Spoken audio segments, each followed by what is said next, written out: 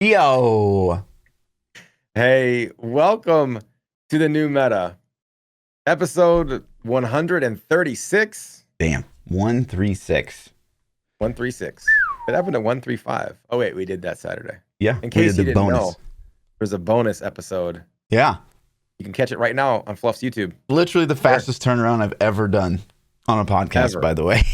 Yeah. He had it done the same night. I don't think he went to sleep. No. I told him, if you go to sleep, I'm breaking up with you. Yeah, chat brings up a good point. Quiet week. Really not a lot of things going on. Yeah. Should we let's just skip this one? You know what I mean? Like, Yeah. we don't We really have didn't, anything. it was so hard to fill the schedule I know. today. It was like, what are we going to put on? I got like one thing on the schedule I got one thing, literally Right. one thing. And I know what it is. Do Based you? on your background. Okay. What do you want to tell us about? What is it? Hearthstone? It's about WoW stuff.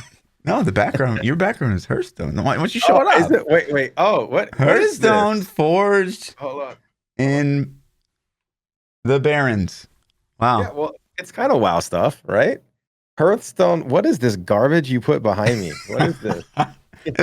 Listen, It looks like I'm at like some redneck restaurant right now or some shit.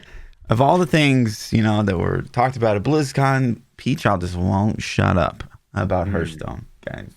Yeah, I actually have no idea what this is. I still haven't watched any other game stuff yet. I started watching some of WoW because I'm I'm into it, and I it was like 4 a.m. I fell asleep, and I haven't watched it since. I haven't gone back to it. Yeah, it puts me Hearthstone, right to sleep too. did Overwatch even get anything? I don't even think they had. Juice, Yeah, man. I don't know. There was a thing with the guy, and I I've meant to seen watch it. YouTube thumbnails where it's like Blizzard hates Overwatch. They're letting it Oh, die. really? Like Shit. all this it's like how the Diablo stuff we Oh, yeah. got a couple years ago. Oh, yeah. It feels like Overwatch is now the new Diablo. I will say it does seem awfully weird to me that Overwatch did not get an opening spot since it's Overwatch 2 and people are like, what the hell's going on? And then they went into arcade. Like, how big of a slight does that feel if you're an Overwatch arcade. fan? 30-year-old games that there's only 3 of them in the arcade too. Got a 30-minute segment, and Overwatch didn't get anything. Yeah, that's weird. So I Super feel for weird. you, Overwatch people. Yeah, we've been there, man. Hang in there. I know the pain, right? Hang in there. Overwatch 2 will come out and it will be mediocre, and then they'll fix it and make it better after everybody leaves. I understand your pain. Too real. Yeah, man. It is too real. It's like a cycle. And then they'll make it better. They'll give you hope. And then they just completely abandon you again. And then they'll be like, oh, this is great. And then, yeah. What? Yeah. Blizzard? Yeah. Daddy? This we're just making it's a hyperthetical chat. This doesn't have anything to do with anything. No, nothing to do with Diablo. Mm-mm. I'll tell you what, though, if Overwatch starts hiring some new CMs, that's when you get excited that things are turning around. Yay, maybe not wrong. That was like the churning. That was like the corner. It was. That was the corner. Pivotal turning point for Diablo. Yeah. So at least in my eyes. No, but seriously though, we did have patch notes for a 2.7.0 dropped, which is going to be season 23. True. 2.3. They dropped today, and they're the biggest patch notes we've had since Reaper of Souls. I would want to argue the Necromancer. Yeah, which is that's what I meant, honestly. But I meant Necro. I don't know why I said Reaper of Souls. To me, that was what should have been in Reaper of Souls. But yeah, when did Necro hit? Season 11. 11. So yeah, it's been a long time, and that was at least 2 years ago, if not more. Yeah. So it's been years since we've had changes this big. We're going to talk about the patch notes, but first, let's talk about the poll from BlizzCon from last week. Yeah. Not even it's just a few days ago, really. Yeah, a couple days ago, right? We'll post it in chat so you guys can vote super duper quick, maybe. Okay. But yeah, so Friday after BlizzCon day 1, and we had the bonus new meta podcast, we asked Diablo 4 Rogue, exclamation point, question mark. What's the feedback? Option Yeah. 1, Poggers. Option 2, damn, was hoping for a different class. Option 3, meh. What PChild, what do you vote? What do you think won? Poggers, man. It looked good, dude. It looked fun. It looked really fun. Yeah. It Yeah, looked really fun. I agree it's Poggers, but I still gotta say, I know. damn, I was hoping for a different class. Listen, man, I think given your undying love for Necro, I understand where you're coming from, but that's a pretty good substitute. That's a pretty I nice thought about this a fallback little plan. bit. And, if no Necro gets announced, worst case scenario, world ending type stuff. Yeah, I would probably play a rogue poison melee type. But then I'm just thinking to myself, it's like, what would suck about that is I'm already by buying into rogue, I'm kind of already buying into the fact that 50% of my class I'm not interested in. Because I don't care about bows. I don't like bows. I really don't want anything to do with bows. And the same thing would go for druid. Druid seems like it's going to have a lot of poison stuff. But, I'm not into shape shifting. I'm not really into the whole elemental spell casting. Yeah. So that would suck to kind of, you have to buy into a class where I know at least 50% plus is not for me. Yeah, we still got one left though. So. Yeah, and man, the tinfoil hat is coming strong with that campfire scene, and then that campfire having scene, that shadow. like, dude, they planted the shadow. The shadow, I'm telling everybody that's a misdirect. It's a super misdirect, man. Because, and if you break it down, you can go to D4's main page. It's still there. Their main website is Blizzard.com. Okay, and then just Blizzard. Yeah. And then if you're playing bingo, by the way, Fluff's Googling something right now. Zing. See, but yeah, scroll down to the second campfire or the second one more. There you go. Oh, maybe not. Oh, I think, is there a skip? Oh, here it is. Skip. Yeah. Yep. There it is. And so if you guys are listening, we have the campfire scene pulled up in the visual, but obviously, like, they planted that, of course, and they know what they're doing. But the noticeable thing that I see, there's no shoulder pads on that. Like, okay, so the helm could be a robe. The silhouette doesn't have these jagged or leather looking. Like, look at the rogue's shoulders. Look at the druid's shoulders. Even the sorceresses, they kind of have upward angles and sharper angles, and so that could either be a chainmail helm or it could be a cloaked helm with a robe to get that smooth line. They should just put that guy in the. Yeah, they could have just put that guy. But I honestly, man, I 100% feel like it's a debate, just misdirection to get people guessing, and this and that. And it's gonna not the character class when they're finished is not gonna fit that silhouette, Yeah, it's, to me, when I first looked at this image, I see a Crusader or a Paladin in chainmail, and I do too. Yeah. But then people, Riker literally did like a 7-hour stream where all they did was talk about this. One of the guys in there mentioned, God, what's his face? So you know how they think that Rathma is the dude? Yeah. So technically, that Playable silhouette Rathma looks like this because it comes down on the sides of his head. Uh-huh. You guys can see that at all. Okay. And so Rathma is, he's the father of necromancers. He is the necromancer. He's the original necromancer. So, his cult might look like him. It's a very smooth. It's a very smooth headpiece, which is either the male, a bald head, or a robe. Like, it's not a helmet or hair of any kind. It's just way too smooth. Yeah, that right there, I think, does a good job. Yeah, that could show it. So that could definitely be that. Yeah, like I said, it's a total debate, man. Like, it's gonna come and it's gonna be like nothing like that. It's gonna be like some completely different character class. And they're gonna be like, oh, yeah, I don't know how that got there. So, yeah, probably. I honestly wouldn't be surprised if they don't already have the next 3 or 4 classes lined out. I would say at least 3. The one that we're gonna get, and then 2 DLCs. Whether they're free content or paid content, who knows? But Necro is definitely going to be one of them. We still don't have a pet class. Like, here's the biggest problem: we have Barb as melee, Druid is hybrid, Rogue is hybrid, and Sorceress is caster. So you have one dedicated range, one dedicated melee, two hybrids, no pet class. And there has to be a pet class in D4. Yeah, You know, there has agreed. to be. Agreed. So if it's not a pet class, like what? What are we doing? I Is know. there not going to be a pet class in Diablo 4 at all? Period ever? Like that seems horrible. All I got to say is, they did that whole section with Mr. Llama, right? Yeah. And sit down, and you got a panel, and they gave a reaction trailer and all that stuff. Whatever, since they're going to announce Necro next year, so whatever they did for Llama this year, they need to step up their game about tenfold and do the same for me. That's all I'm saying. Give you a Necro reveal trailer. Whatever was, if the people thought that was poggers, we need to take it to the next level, Blizzard. They should do a new meta Necro non-reveal trailer if it's not. So you can laugh at me? What the hell? I can be here and just be like, oh yes, and then you can be like, oh no. We did so yesterday. I think it was yesterday, maybe it was today. I don't even remember. We were streaming a little bit, and we had we got on the subject of the 2018 versus 2019 versus BlizzCon line and everything.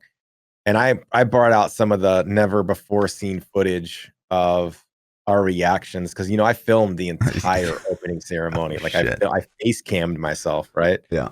And so I was showing some of that, and it was so fun to go back. Like now you can look and laugh, right? Because we got Diablo 4 and we've played Immortal, and it's actually a pretty good game and all this stuff. But at the time, it was not funny. Like it was not a laugh at it moment. That's why I archived it. And when he says Wyatt literally said the word mobile, and I have my face and your faces on camera, and we both are like instantly, like it was an instant soul sucked out of us moment. Yeah. It was so funny to go back and watch that.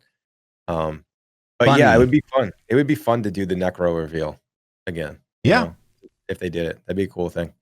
So for sure, it'd be boggers. I think that's fake though. What do you think the chances are that's actually an outline of the character class? I think there's a good chance. Zero. I think there's a good chance. Zero. Because I think that they want it to be vague, and then like the reveal would be like, oh, that turns out that was that the whole time. Mm-hmm. I didn't see that. I didn't see it when I looked at that. Nobody guessed Rogue. Nobody picked this out. They didn't leak this. I didn't hear leaks of Rogue. Did you? No, but it is Hunter. I mean, come on, it really is. It is. It's a ranged bow class, but it's got melee in it too. I predicted a bow class that was purely ranged. I did not think of a hybrid. I didn't think they were going to make a hybrid. So, and nobody leaked it. That's the thing. It's like I didn't see any leaks on this, so they kept it pretty close.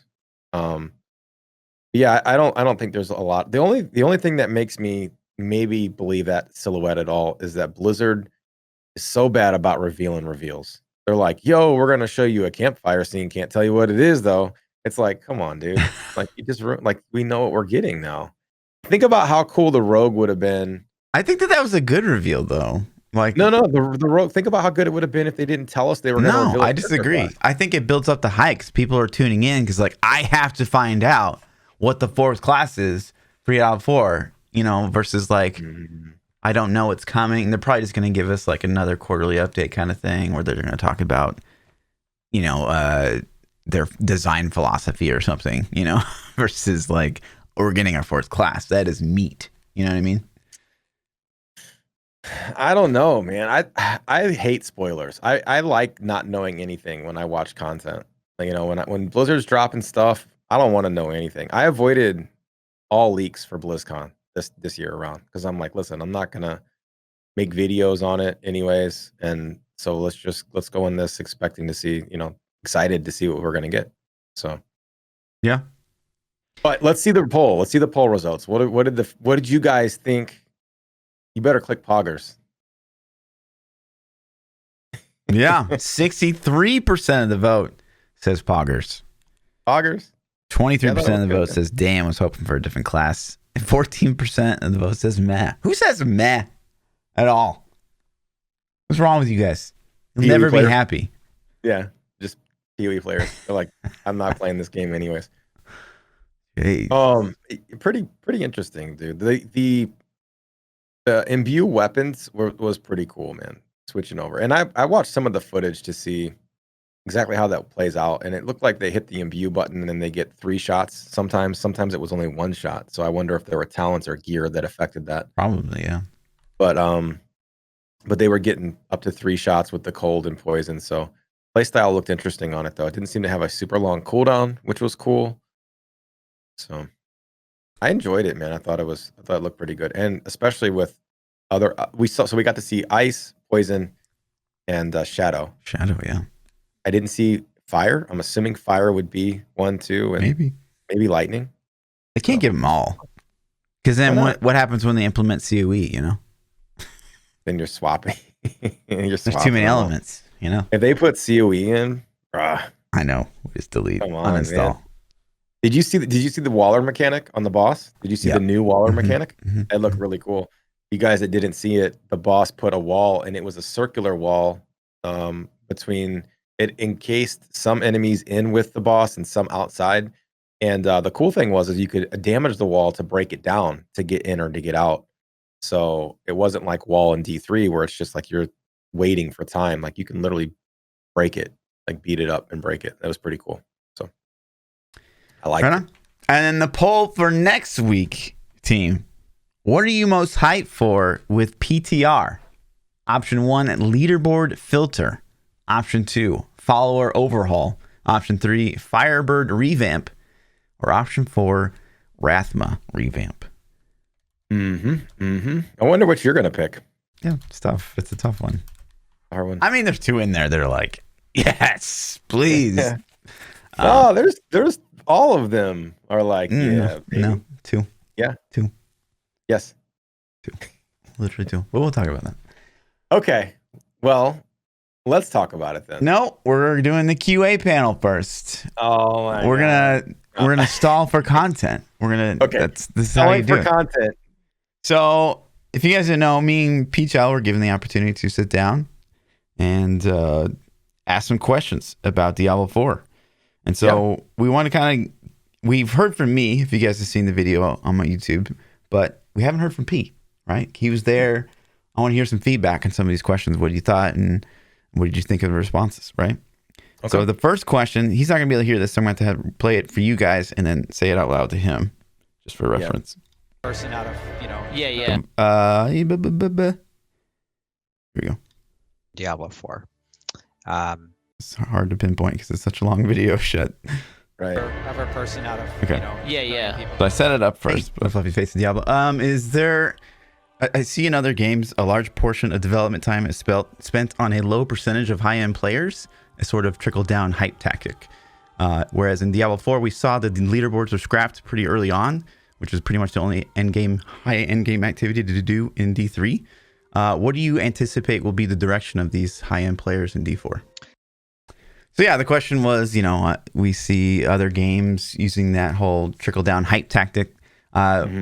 PChild actually kind of knows this question because we were sitting together kind of in a pre-lobby. We're just like formulating our thoughts and being like, oh, what do you think this sounds like? Or is this too toxic? Or, so it's good. We were bouncing ideas. Yeah. We like Fluff and I are serious about this interview section. Oh, yeah. I think a lot of people didn't take it as serious as and we really wanted to ask questions that you wanted to know. We wanted to know, like we wanted to ask good questions, not just waste the time with stuff that they wouldn't answer. Right. Yeah. There's a lot of questions that we wanted answers to that we knew if we asked, we're going to get told we can't talk about that. Mm-hmm. So we tried to ask the most intriguing questions we could possibly think of that they would give us an answer to. And so we just we were brainstorming with each other for a couple hours, actually, trying to get the best questions we could. So, yeah. So I kind of asked him what's the anticipation for what the high-end players are going to do in Diablo 4. And since he basically had scrapped the idea of leaderboards. So first he comes back and basically says, like, we haven't made any announcements about leaderboards. Which he's not wrong. They haven't officially made any announcements, but he talked about leaderboards with Quinn, the year before. Yeah. So I kind of expected him to remember what he'd said, I guess. So yeah, that first, it took me back for a second because it's no, you kind of did. But I thought he did too. Yeah. I was listening to and was there for so many of these things. I remember in the interview that we went to that you appeared in, and I thought he talked about leaderboards there as well. I thought in that interview he said that they weren't planning on doing them. Mm-hmm. Yeah, I couldn't find any recorded footage of that one though. So I was like, I know he said it part of his Quinn thing, and I'm pretty sure he said it's part of the Q&A panels that we were in. It's there though. Yeah, but I couldn't find it. We had it. No, we don't have any footage because but I know I watched it. Did Blizzard, was it in the BlizzCon line? Did they remove the footage from 2019? I wonder if it's still there because I know it existed because I watched it later on. I went back and watched it. You know, I didn't even think to check those because I wasn't granted access to those in 2019, obviously. I got you, homie. Let me see. I don't know. Anyway, I'll check for you and see if we can find it, but I don't know. For the future, sure. But yeah, and then he goes on to say, and I want to know what you think about this. He goes on to say, basically, he kind of expects the character depth and your build depth to carry you as a, you know, high-end player that puts in a lot of hours, has a lot of hours vested. What did you think about that response? A little out of touch, personally, to me, because I feel like there are people that care about their build, but unless the difficulty of the content scales infinitely, and there's a way to, like, example, Greater Rifts scaled infinitely, and then you could be like, yo, I'm doing 170s, and nobody else can do 170s, then yeah, I guess that makes sense, because that's your leaderboard. Your leaderboard's the number on the Rift, right? But I feel I'm super biased, man, because I feel like the content that's created for the 1% does trickle down and is a carrot on a stick for players who will never achieve those things, but still somehow keeps them motivated to keep interest in the game, even though they know they're not going to do it. And I think prime example of that is when people clear 150s, you instantly start seeing people in the community go, well, my season's done. I'm like, but you didn't do it, so why is your season done? I don't understand. It's a weird phenomenon, but it happens. It really does. And it's a good call. It doesn't affect me personally, but it definitely happens. So yeah, that's a good call out too. And I think you're kind of on point there with the slightly out of touch perspective, because I mean that's great. You know, Path of Exile does that, where character depth is kind of what's carrying the game. Obviously, there's tons of things to do, but ultimately, there's no real end game form of competition besides delving. There's no true leaderboards or anything like that. And, you know, Diablo 3 only has leaderboards, and they just like got rid of that. So I think it's a bit like, I don't know, it is out of touch to think that your complexity will be what carries you, even though everything we've seen so far is really simple. Yeah. But that being said, we haven't seen endgame systems yet. True. So maybe there is some kind of endgame system with the leaderboard that he just can't talk about or doesn't want to talk about.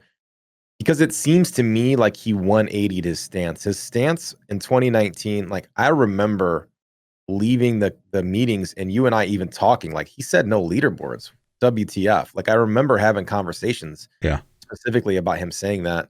And then for him to be like, I never said that. Like, as soon as he said that, I was instantly kind of like, what? Yeah, no, you did. Like, I wanted to be like, yeah, I think pretty sure you did. But that's fine. So his stance changed. That's cool. You know what I mean? Yeah. Which is good, I feel like. So to me, he's like, we might have one still, maybe a small glimmer of hope that there'll be some kind of formal competition. Yeah. So the second question was from Cass. Do you know where Cass is from? Like, I don't actually. He's the only person on this panel I didn't know. Yeah, I've never formally been introduced or met him, so maybe if people from the chat or in the YouTube section know, can help me out and introduce. So I wanted to ask, it seems like Diablo 4 has sort of been going back to its roots in a sense, and what is it about these games that you think wasn't quite captured in Diablo 3? So the question was, what do you think was basically a miss about Diablo 3? And then Joe goes on to talk about PvP. It was like the weirdest kind of redirect. And then Karina basically piggybacks on that, and they talk about the PvP, and Karina's the one that kind of designed it. So it was interesting to hear her perspective, and from the people that created that PvP event, the division thing that we were talking about. But it was It was kind of, I would have liked to have hear Joe Shelley talk about what he thought. Yeah, he's probably like, I never played Diablo 3, so I don't really know. But what I've heard is, yeah, I don't know, man. You know what? To be fair, and I don't know if you talked about this in your video at all, but when we first got there, did you get there early? I think we kind of jumped in at the same time. And somebody asked, like, is this your first interview panel or have you been doing them for a while? And Joe looked tired AF. Like he looked like I haven't slept. And so they were like, yeah, this is like our fourth or fifth one or something. And they're like, we got so many more to do and this and that.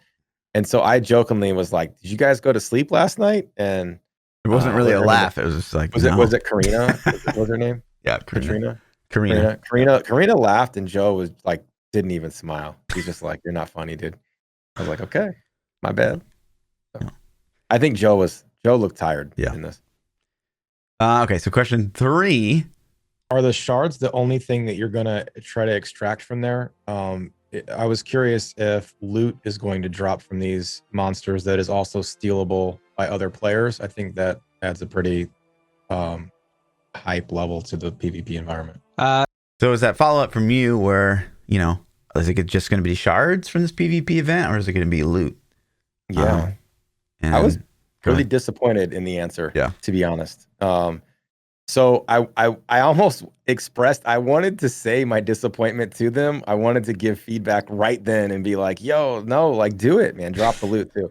So to me, that's a downside, man. Like you're in this area and I think it's an opportunity to have really high tier loot drop in these areas, which incentivizes people to go to these areas. And it just adds everything to that game mode. I think them only having a currency dumbs down the value of the area, and I think it makes it unincentivized where people won't want to go there. And I don't think they should have exclusive loot that only drops there, although I'm not against that, but I could see people hating on that. But I do think that they should have, like, let's say ancients are like 5% more likely to, and hopefully there's not ancient items in the game, but this is just an example. Ancient items are more likely to drop in there by a little bit, 5% or something.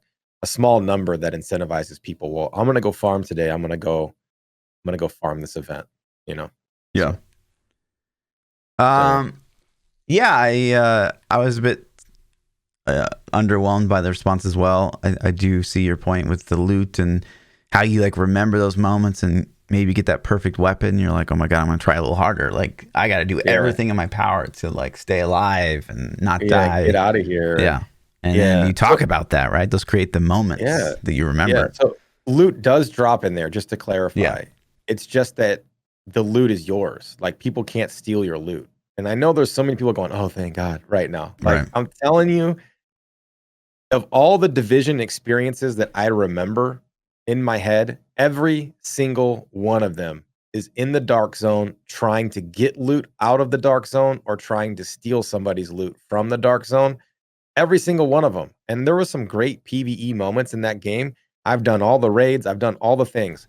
I don't remember those moments for real. I don't remember beating the raid and going, oh yeah, this is so amazing. I remember the time that I stole somebody's loot off the rope and got their God roll exotic. I remember losing mine. Like those are the things where I'm like, I remember. So I don't know, man. To me, those moments are fantastic. So yeah. Next question's from Echo Hack. So we've talked a lot about the open world aspect of Diablo 4. So I want to understand a little bit more deeper. When you run out of inventory space in the open world, kind of like what happens next? Can you walk me through that loop? Like, do you go back? So I'll cut him off just a little bit early. So basically he asks, what's kind of the gameplay loop of when your inventory fills up? Right? Are you going to like port back to town and like salvage your stuff? Or can we expect something different? And Joe vendor mount, like, wow, will happen. Yeah. Joe says, yes, it's the same thing, basically. What did you think about that? I mean, I don't know. I think in general, I think that question is kind of like I guess it gives some insight to the end game loop, but it doesn't really matter, so to say. It depends on how important materials are. Because in all honesty, when your inventory fills up, you're either going to stop picking up stuff, or you're going to destroy things you can in the wild, or you're just going to drop stuff on the ground. Like what happens when your inventory fills up in PoE? You stop looting. Or you go to town and destroy stuff.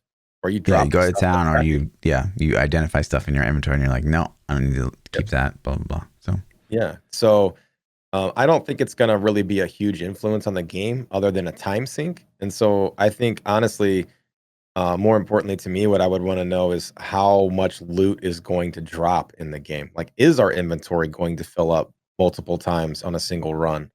Or, so I think his response was pretty like, you just do what you need to do to empty it. You're either going to go to town, you're going to go to a hub, you're going to teleport back, you're going to destroy it there on the spot. Like, his response was pretty much what you would think, I guess. yeah. And I know that maybe people are disappointed, like they expected them to reinvent the wheel, but to me, I'd much rather them focus their dev effort on crafting and end game and depth and skill tree, combat, like all the other things. Like, so yeah, like going back to town, selling loot and salvaging or whatever. I don't care. I don't want loot vomit though, for sure. Yeah, I doubt that Diablo would ever do that, but you never know. Now. Well, yeah, true. Yeah. All right. So the next one comes from, I think, Cass. I was just curious, as we've talked more about the open world, if you could give us an estimate of the size of Diablo 4 compared to other open world games. So yeah, he basically asked, like, can you give us the impression or the idea of scale of the world of Diablo 4? This was interesting to me. I was down. I was interested in this a lot. So, he gives response. It's big. I thought that this one was pretty well covered at the previous BlizzCon. I did too, and that's why I agree that it was already covered. I was hoping for more insight.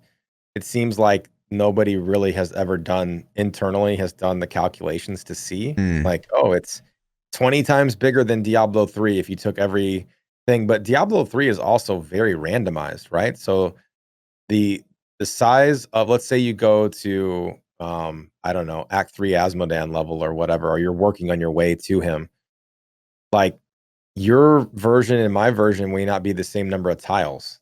Like I might get 100 tiles to get to him and you might get 50. I don't know how random it is, but where I don't feel like we're going to get randomization as much in Diablo 4. I feel like the world's going to be pretty static, and then the dungeons and things will be randomized tile sets. Yeah, and they did confirm that at 2019 is those giant overworld zones are going to be static with dynamic events and stuff like that. But yeah, I mean, that is going to be a weird thing where like where you're going in a Diablo game. I kind of like that, honestly. I like the static world with the randomized dungeons because if you leave Tristram, why is that different every single time you leave? It's weird. You know what I mean? Like you would expect that to be the same. But if you go and I guess you'd expect dungeon to be the same too, but it just makes it makes sense to me the way that they did that. And hopefully they can get their randomizer like to the next level, so where the dungeons really feel different. Yeah. I don't feel like they're going to really. I don't think they're reinventing that either, but it's cool. I was kind of interested though in how big the world's going to be. Like how long, if I jump on my horse, how long is it going to take me to ride from the top to the bottom of the map? We talking 20 minutes? We talking 3 hours? Yeah. So, they'll probably come out some video. Like I remember, like someone did a Cyberpunk video where he walked across like the thing, and it's like, oh, it took me hours. But like, if you drive in a car, it's like not that big of a fucking deal. You know what I mean? Yeah. Well, they do it in GTA 5 also. They're like, yo, I walked around the perimeter of the map. It took, and then they put it in like super fast forward. Yeah. And it's just like, dude, I feel you. Like maybe I'll be that guy and make the video. That seems painful though to make. That'd be really painful. Yeah. Next up, a question from Mr. Llama, the wannabe face. Mr. Llama face of Diablo. So one thing that I really want to ask about, or what I really love about Diablo, what on his question, he said, "Face of Diablo." Do you remember when they started the interview and they like, who wants to go first? And I raised my hand, like slightly after you. You beat me. Yeah.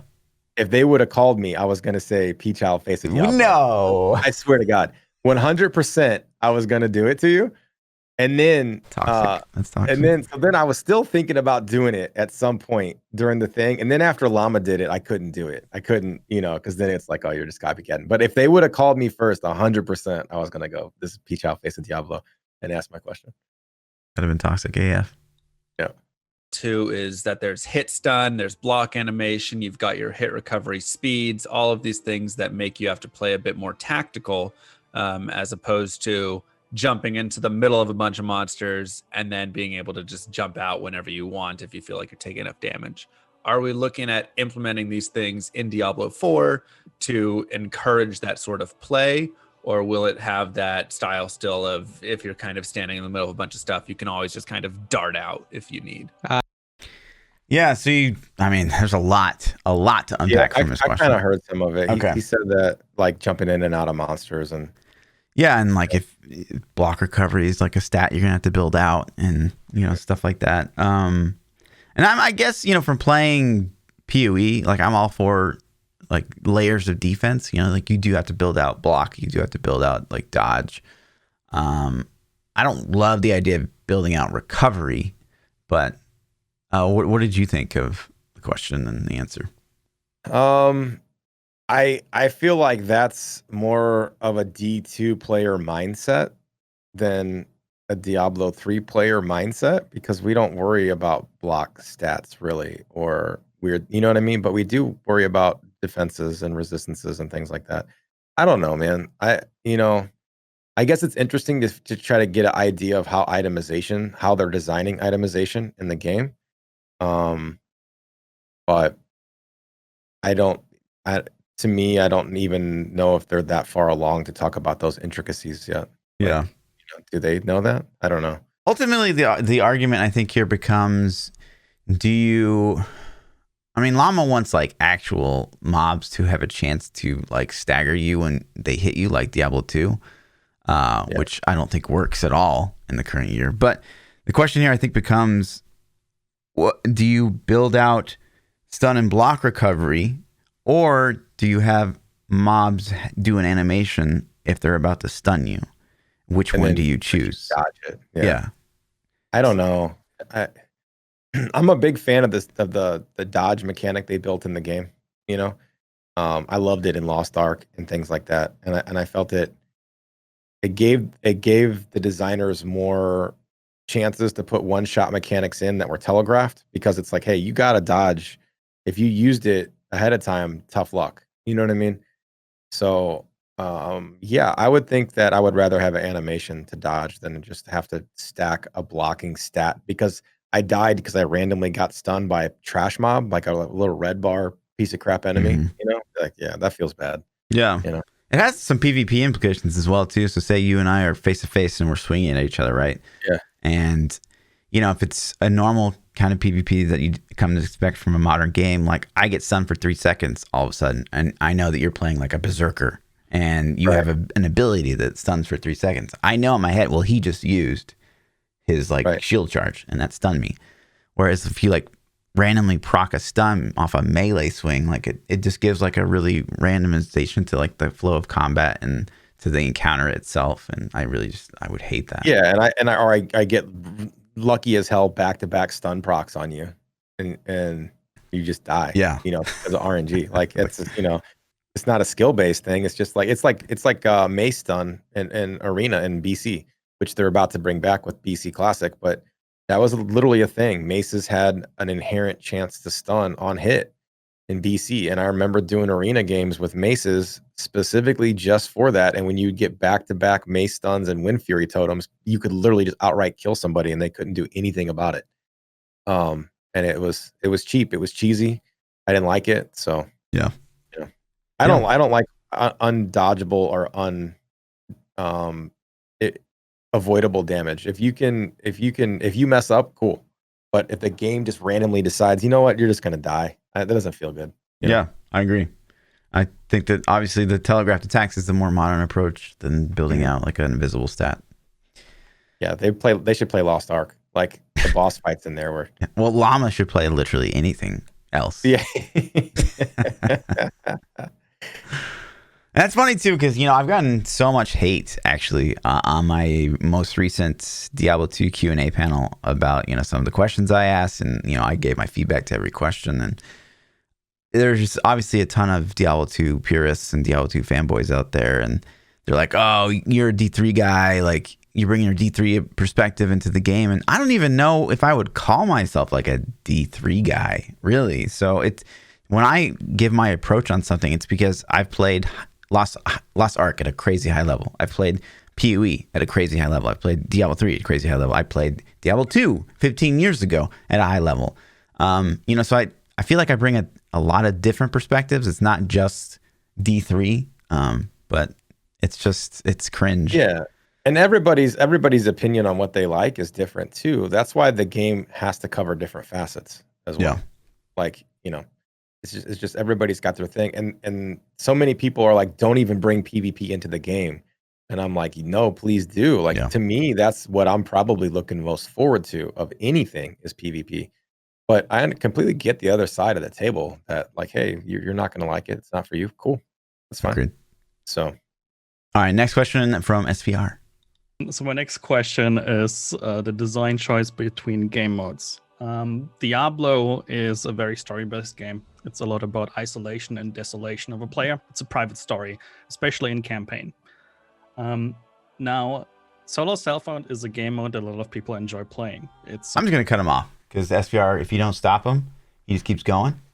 So this is literally the longest-winded question ever to find out if there's SSF. Like, will there be SSF? Question mark. It's like 3 seconds. But yeah, so it's basically his question. I thought Joe Shelley's response is really, really interesting because he's like, well, why not just self-impose SSF? Like what? Yeah. Which is you say, why don't you just self-impose hardcore and just like delete your character when you die or something like that? It's right. That same kind of approach. What did you think of the question and response? Didn't he kind of hint at, and I'm going from memory here, it's a couple days ago, but I think he kind of hinted a little bit at if the player demand was strong enough, they're not saying no. Like, so I felt like he left it open, but he hinted at no, not at launch. I don't think so. We're gonna do it, but maybe if a lot of people love it, maybe we consider it. Is kind of the impression I got. But yeah, I think his response was pretty like lame. Like just do it yourself, like you have been in D3. Like just honor system. How hard is it to make a flag on your character account? This character can never group up with anybody. I don't think it's a matter of engineering. I think that's Blizzard's MO is like, we don't want to split our community. We don't want to split up our community. But that's well, you're making hardcore already. Yeah, and I gotta wonder. I'm curious your opinion on this. I wonder. Like, so say they make that decision not to flip the switch and enable SSF because they want to keep the community in one pool. How much of the community do you then lose by not giving that option? I think you keep more people playing the game than you lose from segregating the community. Because people like me, if I'm going to play SSF, like it's not going to make or break me because I don't care that much. Like I like to group, right? Yeah. But if I want an SSF character just for fun, I think SSF gives you an out to not have to group. Let's say that Fluff and Fluff's always begging me to play with him every week. Every time I get on, Fluff's like, yo, P, let's group up, man. Let's do some stuff. And I'm like, man, I just want to play solo for a little bit. So I make an SSF character and then Fluff's like, yo, let's group up. Like, oh, I can't, man. I'm on my SSF character. By the way, I can't even do it. I think it gives the out for situations like that. And like maybe one of your WoW buddies sucks at Diablo and they want to group up all the time. And you're like, yo, I don't want to. But also I think that there are people that are like, man, I don't want to play anymore. But then SSF might keep them in the game. I think it's silly not to have it because the people that use it didn't want to use it anyways, or didn't want group play anyways. So turn it on, Agreed. The only thing is the open world bosses but that's their choice. Make them deal with it. Like, get strong enough to kill a world boss solo. Or, World boss solo, I guess. the big thing with SSF is that you abide by the same constraints applied to everybody. So you could have world bosses be like, everyone fights together still, but everything else is SSF. As long as everyone's following by the exact same standards, Same rules. Yeah. then it's fine. But Yeah. I guess, man, except for when you're like playing SSF, and maybe SSF players group up in world. So like you can't have people that are non-SSF killing world bosses with SSF players. Because then you could have like, hey man, I really need to kill this boss. Can you guys come to XYZ instance and help me kill this boss? You know what I'm saying? Like, Yeah. There could be some cheapo ways around it. So I think, I have a hard time seeing a scenario where good loot comes from world bosses. if loot can drop from anywhere, if it's like Diablo 3, you can get almost any piece at almost any time. It's potential, I guess, to get a good drop. Guaranteed, probably not, but maybe. You know what I mean? Maybe. Yeah. If the world bosses don't drop something useful, then why have them? Like, what's the point? Who cares? I'm sure it'll be something useful, but I just have a hard time envisioning it being like a really good item or something like that. So yeah, I think his answer was kind of like, really? Like, just do it yourself. Man, I don't like that personally. So it kind of feels like just say no. Like if it's no, then just say no. Like it's okay. Like we're big boys, we could take it. Yeah, I think honestly SSF is the new hardcore. Like, you had this giant community around hardcore that were obsessed with hardcore, and it kind of feels like SSF is kind of like the new kid on the block. So I'd be surprised if they didn't appease that audience somehow. Okay, so the next one is, I don't know. I'll just play it. So obviously everybody's really excited about the Rogue. I think you guys hit that out of the park so far from what we've seen. But I wanted to know if the 5th class has been determined. I know you can't tell me what it is, but if you know what it is yet, or is that still a decision to be made? And do you know if it's something that's going to be something we've seen before, or is it going to be a completely brand new experience? So Murder asks, what's the 5th class going to be? Fluff shakes his head. I covered my face. Look at that pause screen. Oh man. Yeah, it's his first one, Yeah. What are you gonna do? I get it. Yeah, I don't know what to say about that. That's yeah. So they came back and said, "Yeah, we've nothing to announce at this time, obviously." But. Yeah, that's like. This is why you brainstorm, like we brainstormed before, is because we don't want to ask questions that we know aren't going to get answered. You know what I'm saying? Yeah. So like that's a no brainer. That he's going to be like, we can't tell you anything. Yeah. Fortunately, we only lost like 20 seconds from that, but. Yeah, at least he didn't take 3 minutes to ask the question, right? Yeah. Yeah. All right. So next question. Quick. All right. So I do want to talk about the Rogue because I'm super stoked for this class. I love what I see so far. One thing that it seems to be really keying in on is this new kind of like shadow aspect. And it almost seems like it's an element. So I wondered if there was like some ailment attached to that, or like if shadow attacks will do something additional, similar to how with cold you guys were talking about, the ability to chill and then eventually inflict a freeze. And I guess sort of on top of that, sorry for a two-parter, how important are ailments going to be to the game? Like, will there be burning, shocking, and ways to scale those sorts of things? Yes. Yeah, so Leviathan asks basically about the imbues and the rogue and all that stuff. What did you think about this question and response? I did. So it's intriguing. I think it's a good question. I think for people that wanted more detail on the rogue, he asked what the shadow ailment does, and Joe responds that I think he said it does area damage, right? Yeah, the imbue will give your attacks area damage. Yeah. Yep. So that's pretty cool. And did he respond to the lightning fire part too? Did he say that they confirmed we're in there? He didn't say fire, but we knew that cold and poison were already in there, and he just kind of talked about those again. Okay. So yeah, man. It's a interesting thing to get more info on. Yeah, I think it was a smart question. It was kind of big brain at the end of the day, because he asked a question and Joe is kind of passionate about the rogue, it seems like. So he kind of gave us more information. So we didn't know about shadow imbue before this moment. Yeah. So like he was able to kind of fish that out of him, so it was a good question. Yeah. it's one of those things. That's what your goal, I think, in this whole thing is to fish responses that you're going to get more info out of, and it's hard to not get that. Well, you can't talk about that right now. Yeah. All right. Next question from the face. Yeah. So, can you update us on the current iteration of trade and where you expect it to go going forward? So, super straightforward question. We were kind of trying to gauge where trade was at. We kind of wanted to find out what's the current iteration you guys are playing with, because we'd heard about the trade once from last year, and the maybe trade multiple times for certain things and stuff like that. And so I was trying to really fish for what was the current iteration, and kind of ultimately to me it kind of felt like a wasted question because he didn't give us literally anything new. But what did you think? Yeah, I was hoping for an answer. Yeah. Like, what was his response the same at 19? Like, some items will be tradable, some won't. We'll have to determine that later on. Yeah, and he gives that speech about like, well, you obviously don't want everything to be tradable because then like no one's gonna do the content, and you don't want nothing to be tradable. Is there stuff that's not tradable in PoE? No. Like, that's what I'm saying. Like, I don't know if the argument about not everything can be tradable is valid.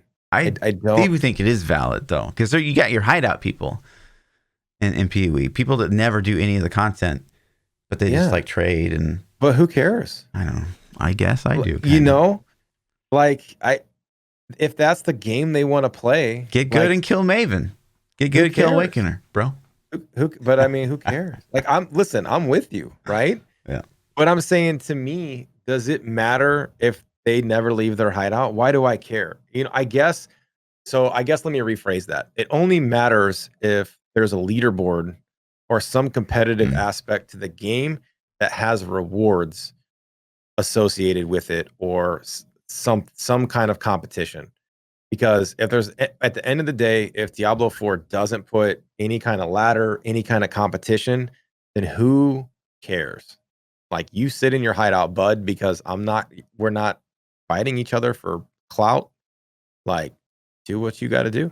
Yeah, to me, to give a real answer is why I wouldn't want that is it comes more from a distaste for trade in general.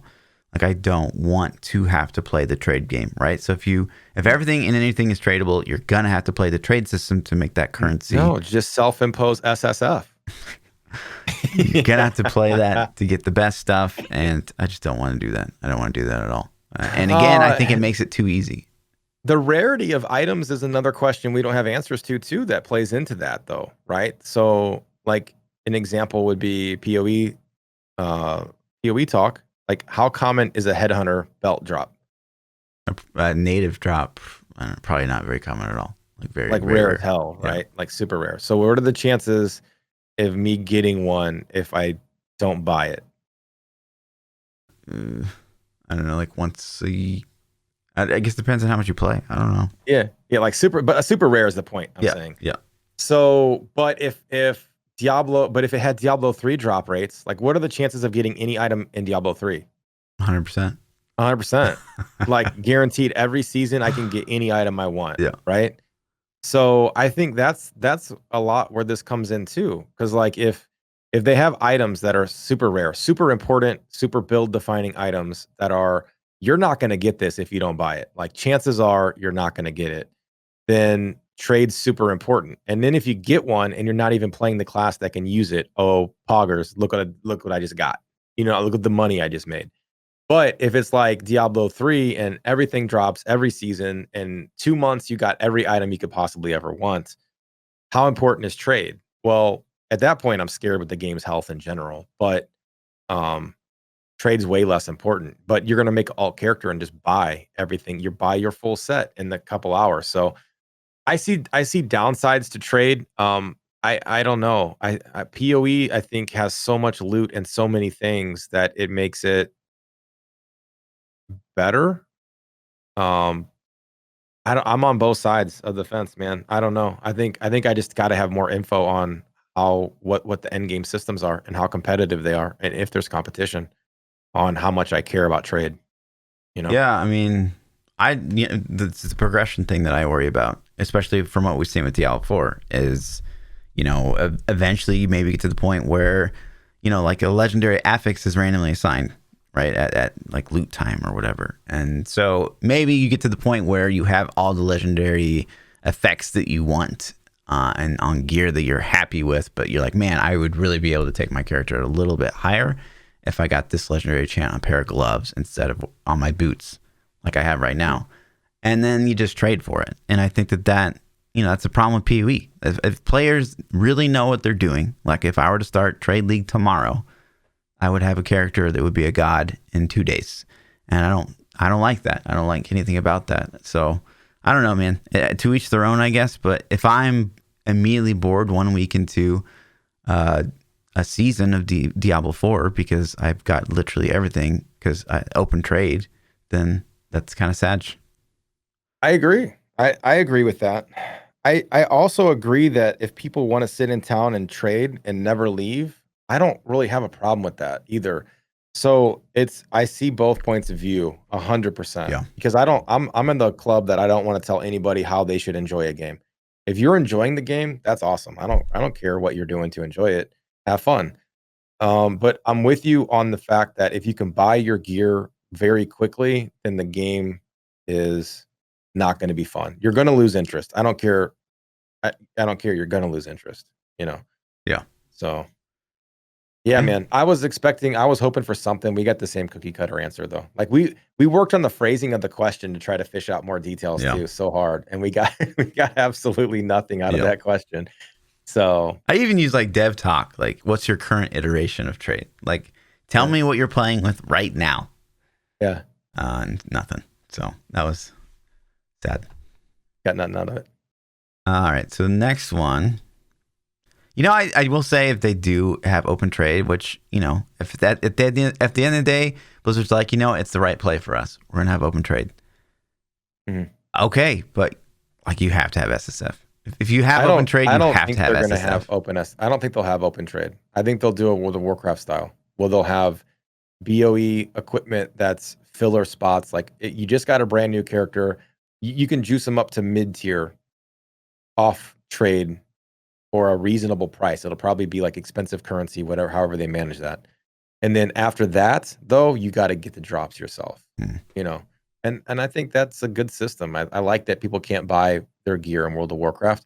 But at the same time, if you play the game a lot and you're good at the game, you got extra currency. You can buy some mid-tier gear to get an advantage to get started. Like that's cool. You know what I mean? Sure. So yeah, I get it.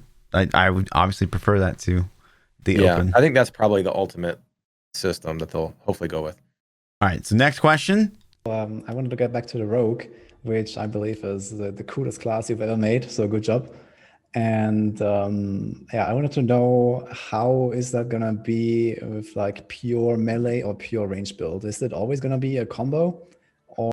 Yeah. So Dijo basically asked, are we going to have the option to be pure melee or pure bow as a rogue, or do we have to be the hybrid? What do you think about question and answer? I'm trying to remember the answer. I think he said that you had to. I think he said you can do either, but I think it was best to do both. If I remember the response right, what did he say exactly? Yeah, he said, of course you can pick one or the other. I think Karina, because she said, well, I always found myself going towards being a hybrid. Mm-hmm. I think a lot of people kind of left that panel thinking, oh, well, it's better to go hybrid or something like that. But it definitely seemed like, no, it's completely up to the player. She was just sharing her experience. Yeah, that's cool to me. That's what I would hope that you could do. If you wanted to go straight melee or wanted to go straight bows, you could. I think the hybrids embraces the play style of the class, though. I think it's just supposed to dart in, dart out, Yeah, but I would hate it. I hate bows, man. You know what I mean? Like, oof. Yeah, for you, I get it. It's not a necromancer. I get it. Where are my minions and where's my corpse skills? I was thinking about the other day, and maybe this is just like so random, but you know how Diablo 3, it like kept me up because like I was like, I feel like this is a pretty good idea.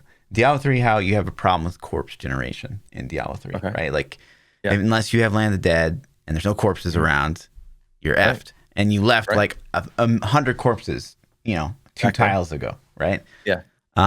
What if there was a corpse golem, where basically you would activate it and like a golem would form that would just like suck up the corpses, and then it would come with you. And then when you needed to use the corpse skills, you used to start tearing corpses off of him. Off of it? Yeah.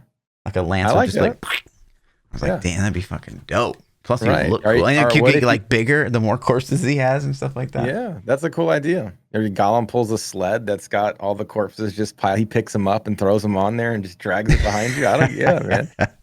No, it's a good idea. There is an issue with corpses. Yeah.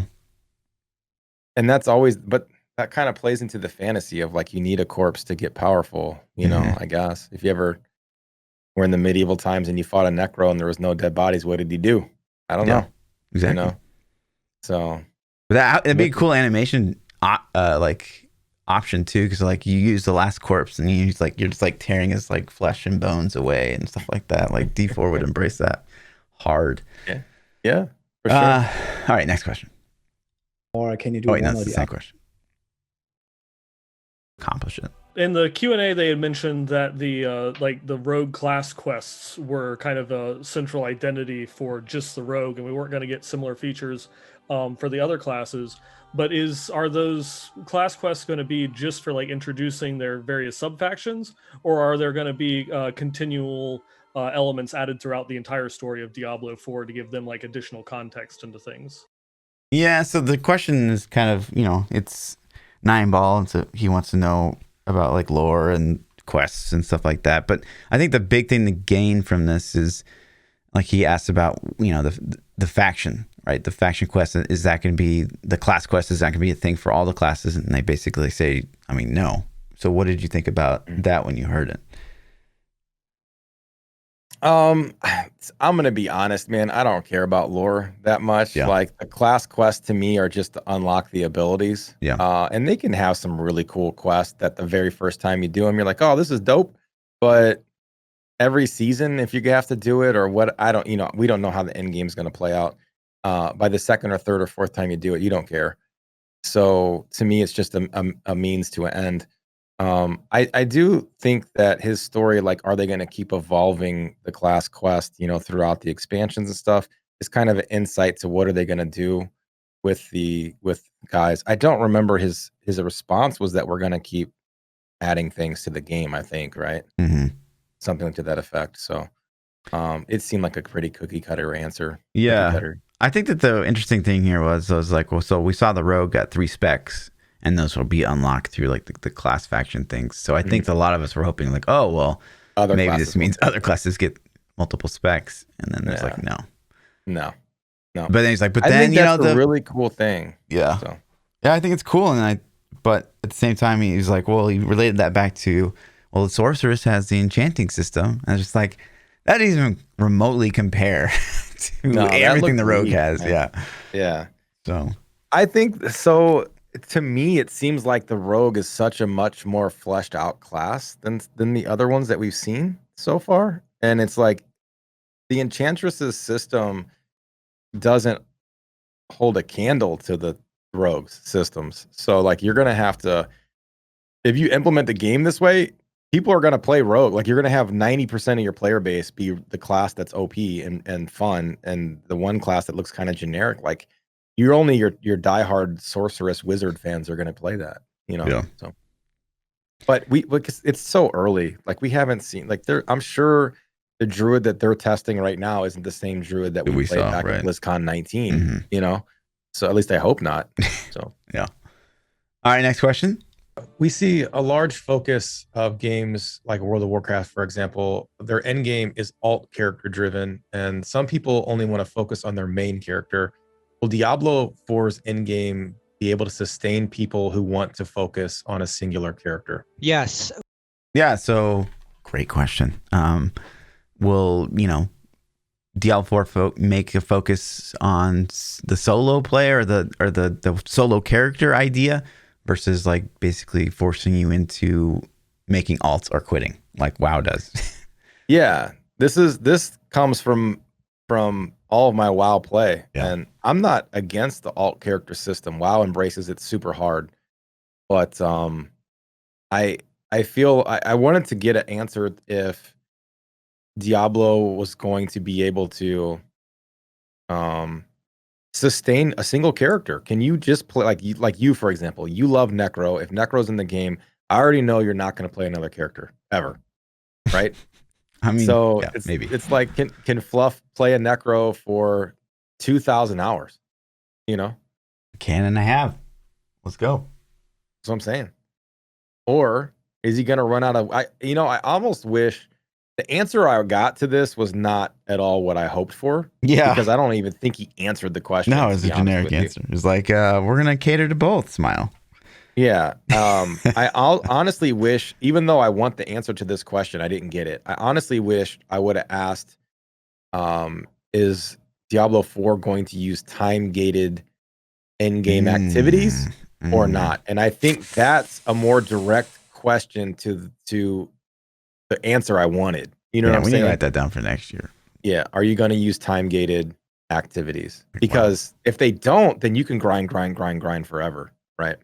So, yeah. But yeah, I wish I would have phrased it differently because I think it totally got dodged. Yeah. So, next up from Llama question again. I have is, can you talk a little bit more about crafting and currency and gold sinks or currency sinks in the game? And just kind of a little bit more about like the economy in that way. Yeah, so you asked about gold sinks and how that factors in the crafting. And the response given was like, well, we basically want to have incentives to spend gold. We want you to be like incentivized to spend gold just as fast as you earn it.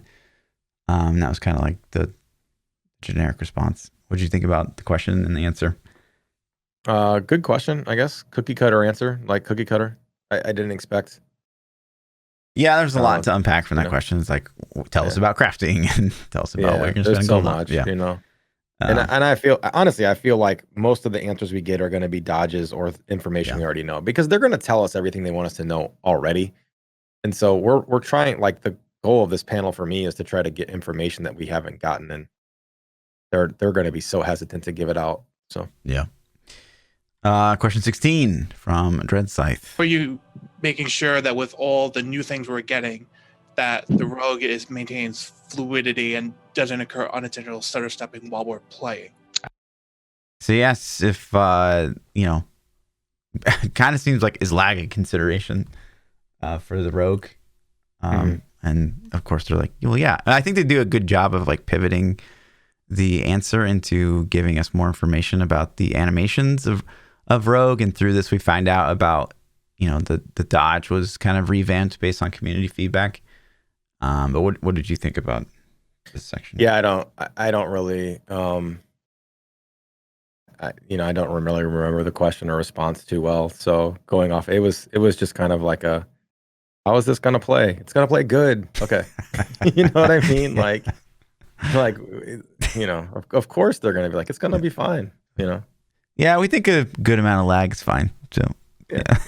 It's fine. We're good. All right. Next up is question 17. The question is based around a small incremental gain that you get each time you play. We had last BlizzCon, we were told in the... It's SVR, so I have to... Yeah. So yeah, he basically asked if Paragon's going to be a thing. Yeah. And we kind of get, I think, the same response we've gotten from Blizzard in general the past like 4 or 5 years. It's like, we want players to feel rewarded for logging in, but we don't want to create like a Diablo 3 style situation where it's like out of control. So yeah, it's kind of the same response we've gotten, it seemed like. Good. But what did you think? It's an interesting question. It's one we want to know the answer to. Yeah. Right? So I my personal opinion is Paragon is garbage. Like it needs to be capped or not meaningful in that sense. So there's got to be other progression, other methods, you know. Yeah, agreed. It's interesting too because I had like a debate about this with Rax recently, which was kind of interesting. But yeah, the next one comes from. Well, how did the debate go? Like, can you give me a recap? Yeah, so I mean, I don't want to misquote Rax, but he's like, well, you know, if the marginal gain of Paragon after 4800 it's such a small piece of the pie chart for your character's overall power, and people don't understand that. And that's why I think part of the reason people get so upset over Paragon. And I was just like, no, that's not at all why people get upset about Paragon. I don't think anyone considers like, well, it's only so good after 4,800 Paragon, because literally no one reaches that, especially in a season. So yeah, that was kind of like a moment where I felt like Rax was like a little bit like Mr. Llama, like couldn't really escape the boundaries of the grind. Yeah, You know of the grind. Yeah, like most people don't play 40 hours a week, right? 60 hours a week nonstop for an entire season. Yeah, they might go hard the first week or 2 weeks or maybe even a month, but legitimate players, not talking about botters, don't usually do that. It's probably a handful of people every season. Yeah. And he's in that basket where I'm on your side on that. But yeah, funny. and it goes it's on. An interesting debate, though. Yeah, the debate went on to, if Paragon was 1 main stat instead of 5, would it be would people still be talking about it? And I said a fucking course. But he seemed to think that the community would not necessarily rejoice to a Paragon being 1 instead of 5, but yeah, it was just kind of a weird argument. Like, to me, it's like people hate Paragon. Like, Paragon's one of those systems that's so hard to balance because you want, like, it's not like Rax got his Paragon for free. Right. Blizzard didn't give it to him. Yeah, you like, grind he that shit. Fucking played the game to get it. So good job. Like, you should be rewarded for that. The problem is it does make a big difference in player power right now. Yeah. So it just does. You can't deny that. And so I don't know, man. Part of me is like, you earned it, use it. That's awesome. I'm happy for you. And then part of me is also like, it sucks that that's the way to get player power, because honestly, that's more efficient than even trying to farm better equipment. It's like, let's farm Paragon points, because ultimately I'm going to eventually get the pieces I need anyways. And that's not the game I want to play. I don't want to play the let's grind Paragon points game. I want to grind the let's get better equipment game. Yeah. You know what I mean? So yeah, I think if we ever in a Diablo game ever again find ourselves in a situation where we're grinding XP to literally, like, just for the sake of grinding XP, like, we've failed big time. Yeah, I agree on that. So I want your skill and your power. I want your overall character's level of power to be skill based. Like, you have the macro to control your character and do what you need to do. You have the build laid out skills and abilities, talents, and then the gear to pull off those abilities and talents, and then knowledge of the game, like boss mechanics and things like that. So those should be the factors, not like I spent 7,000 hours grinding experience. So yay, Yeah. I mean, those other things come with that, though. So that's a very impossible subject, honestly. It's tough. It's up there with trade. Yeah, it's a hard one, man. Yeah. One more from Leviathan. Is around camps, and I think we heard a little bit about it yesterday. My understanding was that you basically come across, something that's been hostily taken over because there's power vacuum now with the monsters and such. So is this like a one-time thing that we do? We find a camp, we take it over, it becomes like a waypoint outpost kind of thing, or is this power struggle thing continuing to go on? So like you'll have to go back and recapture it after some time. This was kind of interesting. I hadn't really thought about that. Yeah. What did you? So away? I like the question. I don't know if there was more to it. He asked about camps, and he asked, is it a one-time thing or a repeatable thing? And then, so this actually was a great question, and it gave us a lot of information, because I thought it was going to be a repeatable thing. Yeah. And it's not. So this, again, is a Division 2 I mean, this is literally the campaign in Division 2, where you go do this. They take over settlements. You go take the settlement back, and it becomes a permanent camp forever for you in Division 2. It's a okay system for the storyline. It's campaign progression. Ultimately, this is not an end-game system. This is literally going to be campaign progression. So they just gave us an insight into campaign from what I take of it. And cool. The only thing that this really taught me is that they're going to have instance phasing like World of Warcraft does. So if you haven't done the campaign or the camp settlement, and I have, then I'm never going to bump into you out in the open world. If we both go to the same place, I'm not going to see your character because you are in a different instance or a different phase than I am. And until you complete it, we won't see each other. And if we're partied up, it'll either pull you to mine or me to yours, or then we just won't see each other in that area. So, they've taken the phasing technology from WoW. Cool. That's a great thing. That means that they can do more with the areas and zones. You can see change in the world. So cool. Yeah. It's interesting to hear that perspective because, I obviously have not played Division at all. I thought it would have been, I guess, maybe interesting, but also really annoying if you had, like, if the camps did degrade and, eventually you had to do, like, bounties for that camp to, like, build its defenses back up or something like that. I feel like that would have been, I don't know, especially given the size of the world, I feel like that could have been out of control, maybe. But. Yeah, so the retaking back over part is another mechanic that Division put in. That's pretty much the same thing, except for you have to keep taking them back over all the time. And so it sucked, personally, to me. Like, some people like it, but I personally think it sucked. And so then Division implemented a change where they don't churn back until you reset them. So then it was your choice to reset them. But they had really good drops tied behind them. So you would constantly go do them all and then reset them and then go do them all again and reset them. Fun. And it felt a lot like bounties in Diablo 3 to me. Yeah. It was one of those things that had good rewards, but I hated doing it personally. So I didn't like it. I'm glad that it's a campaign mechanic and it's a one-time deal. To me, that's good news, not bad news. So. Yeah, I gotta wonder, like, there are other people that like that kind of stuff, man. So, like, that's just my opinion. You could love it. So, I gotta wonder, like, so we talk about all the time, like, people hate regrinding the campaign in PoE. Yeah, I don't like it, and I haven't done that much. So I wonder, how is this going to be any different? Like, if you go in and you gotta grind like the camps season after season in Diablo 4, like, how many seasons in are we like, God damn? We don't even know if seasons are going to reset our characters. Honestly, I think they could pull a Diablo Immortal style and they just reset things. Nah, I think they'll do reset. We don't know. We don't know. We're assuming. I guess. We don't know. I'm with you. I think. No, they said eternal. They said eternal versus seasonal characters. So yes, there will be resets. We'll see. They've confirmed. I thought that was Immortal that said eternal versus seasonal. No, it was D4. I thought it. Was it Joe Shelley that said it?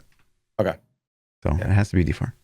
Yeah, I don't know, man. Regrind. It depends. Like, if they're just meaningless, nothing campaign quest, and because we don't know, we don't even know what the seasons of play like. Like, are we gonna start a character and have to do campaign, or are we gonna have some kind of open world activity mode where we don't? World of Warcraft's Shadowlands campaign was so linear and so good. I thought it was good the first time through. But it was such a campaign-based story that WoW, I mean, more so than WoW's ever done, they already realized ahead of time, like, this is going to suck to level alt characters up. And since WoW is such an alt-driven game, when you make an alt character, you do the intro quest, which takes like 30 minutes, and then it's like, do you want to skip everything and just go to open world? And you can be like, yep. You know what I mean? So maybe they can do something like that. Why couldn't we get that option out of the gate? Because I tried to level the dude for Shadowlands. I tried to get my guy up to max level again, but I couldn't. Like, I was so miserable. Like, so you actually forked out the cash and bought it and didn't tell me? I did. I was going to surprise you by being like, hey, let's do a dungeon. But I couldn't get through it because it's so cringe. I couldn't take it. Like, you were like, oh, my bae wants me to play WoW. Let me go ahead. Couldn't do it. I got you, man.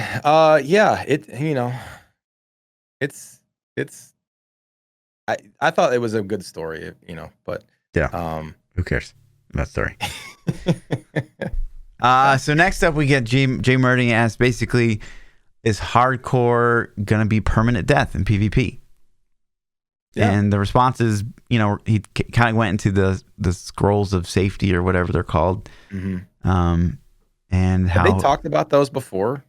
Yeah, they had actually talked about them in the like the New Zealand, Pacific, Australia QA that was done the night before. But this is kind of like one of the first hints at the scrolls, though. Yeah, at least they hadn't officially, like, on a big press teaser. No announcement or anything like that. Knocked it out. escape. That's what it is. Yeah, it's a good question. And I think that the scroll of escapes are lame AF, personally. So, listen, dude, if you're playing hardcore and you die, you're dead. Like, that's it. Like, if you're in hardcore and you go to a PvP zone and you die in the PvP zone, you're dead, dude. Like, that's my opinion. Yeah, I don't know. Then do you ever do PvP No. in hardcore? Yeah, no. Not unless you're willing to, like, you wouldn't go in your main gear. You'd have a PvP set that you'd collect, I guess. Sure. I don't know. Do you play hardcore? I don't. That's what's my question. Like, do you play hardcore then? Like, I'm not a hardcore fan, but I think if you're playing hardcore and you die, you die. Yeah, I mean, I think it's either. I suggested maybe like a softcore hardcore in PvP where you would go in and you would lose an item if you died with 100% certainty. And so you still get that like, fuck, I messed up. Yeah. Like I just lost my really good weapon. But it's still like you still get a place in PvP. I'd hate to like just shut that crowd out completely on PvP because they're Yeah, so I death. agree. The jerk in me is like, if you die, you die. I don't know, man. Yeah, I get it. But if you die permanently in PvP, nobody's gonna do it. Nobody. It would be a complete ghost town, right? Yeah, maybe like end of season, you'd be like, all right, let's do it. We did all the stuff. Let's get in there and like try to hold down, you know, the hatred grounds or whatever they're called. Maybe, I don't know. And then the last question was from Woody Joe. One question about if you have any idea how the different activity is going to pan out in the end game. So will the open world scale to like the max level? You can go anywhere, do quests or grinds or something. I thought that this question was incredibly straightforward. Like, once we're done, once we're max level, can we just like go back and like will mob scale with us? And this was dodged. And I was just like, huh. I don't remember his response to this. What was it? Yeah, he's basically like, it's something we're talking about internally, and 100% it should. Yeah. Like, if it doesn't, then all those zones are worthless. Like, yeah, why would you ever go back to those zones? Yeah, like you have to scale the world back up, in my opinion. Yeah, like that's why I was like, the dodge was kind of out of place here, but maybe he just didn't understand the question fully. I have no idea. He's probably, like we said, really tired. And again, it's going to seem like we're maybe crapping on Joe Shelley, and we're not. I think there's a lot of things, we as community really have to consider is like, one, how difficult would that be real time to answer a question and you're passionate about the game, right? So imagine someone asks us a question about Diablo 3 and a new system that's coming up, but we can't talk about that new system. And the question we get is like, how are you guys ever going to fix this? And inside we're like, oh, I just want to fucking tell you about this new thing, but we can't. You have a locker of shit you can talk about, and then a storage locker of shit you can't talk about. And so you have to like sit there and think, can I talk about this? Yes or no? If the answer is no, how do I derail or deflect the conversation? And if the answer is yes, then what can I exactly say? Yeah, it's a bad scenario to be in, and especially doing it for hours and hours and hours and hours, and getting good questions and bad questions, and you got to be annoyed. So at some point, tough, man. So hats off. Joe's a cool dude. Actually, I got to meet him at BlizzCon 2019. We got to sit down and have a brunch together. Oh, that's right. Yeah, it was pretty cool. He was a nice dude, man. He was totally, chill, laid back. He wasn't like business hat. He was just kicking it and had a good time and talking. So, I think most people there were enamored with the major big streamers like Quinn and Ziz and those guys. You know what I mean? So I think some of those guys were nerding out a little bit. Maybe, I could definitely see Joe being the type of like, who are you? Like, I don't watch Twitch. So for sure. So it was cool, man. And then this little mom and pop indie game called Diablo 3. Yeah. Came through with some patch notes. Now, team, this is we kind of knew about this ahead of time. No, I didn't. I didn't know anything. And it was hard. It was hard, for me because I wanted to give people the juice, but we couldn't. I think that I kind of feel like they told us because they did kind of want to ripple some hype through the community maybe a little bit and maybe not make it seem like it was completely ignored at BlizzCon because it was.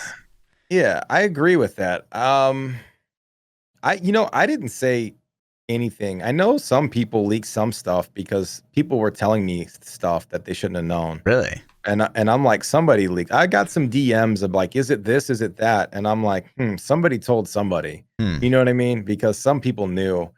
Well, Rod Ferguson said Saturday, like, if you follow me, you'll be happy. That was probably the biggest thing. Yeah.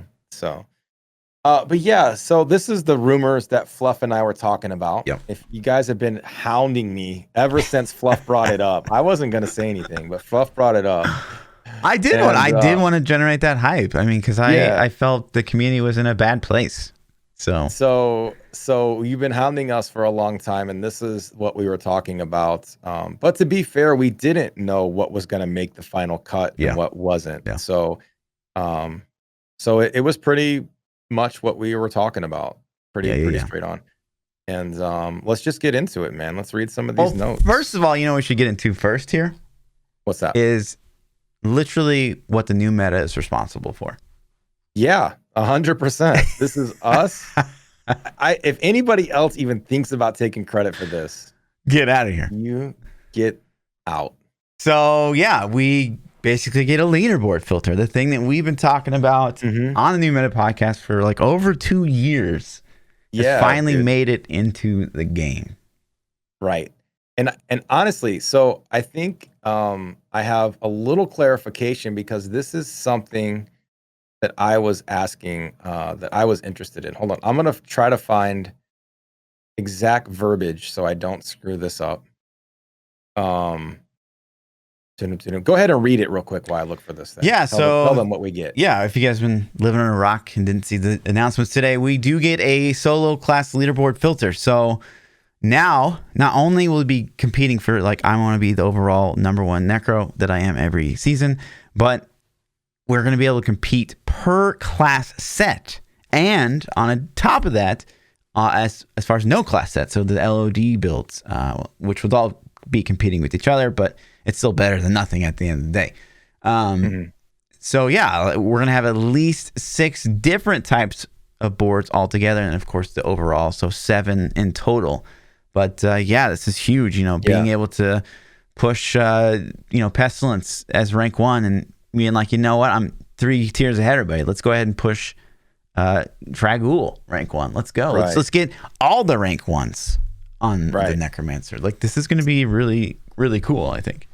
Yeah, and to clarify, this is something that I wasn't really sure about, is if, like, let's say Fluff clears a 120 on Pestilence, and then he hops over to Bone Spear and does a 140. Is his 120 Pestilence clear now erased because his character cleared higher?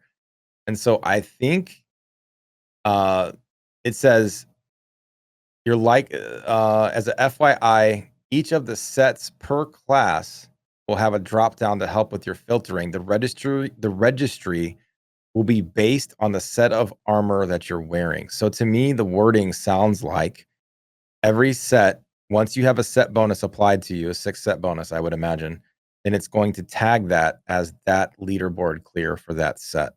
So if you switch sets, you should still have your original clear, is the way I take it. Yeah, so some insight here is they did like little sit downs with community members, and they did it 2 days. And I was actually late to day 1, so I went ahead and attended day 2. Okay. And in day 2, they confirmed that yes, you would be on each individual leaderboard.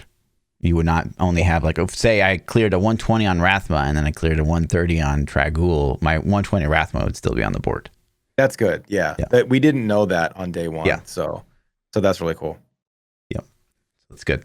Awesome, dude. If it was like that, gosh, would have missed. Yeah, that would be opportunity. That would be awful. That's really, so man, this is honestly like one of the biggest updates that we've been asking for a long time. Yeah.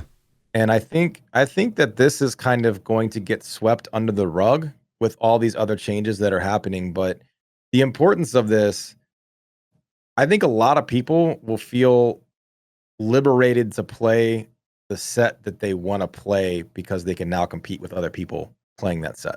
Yeah. And I really feel like people are going to diversify and not be like, I have to play whatever is the top 100 on the leaderboard.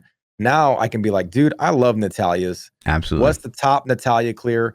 I'm going to go look at Natalia's and copy these guys' Natalia's and push Natalia's or whatever.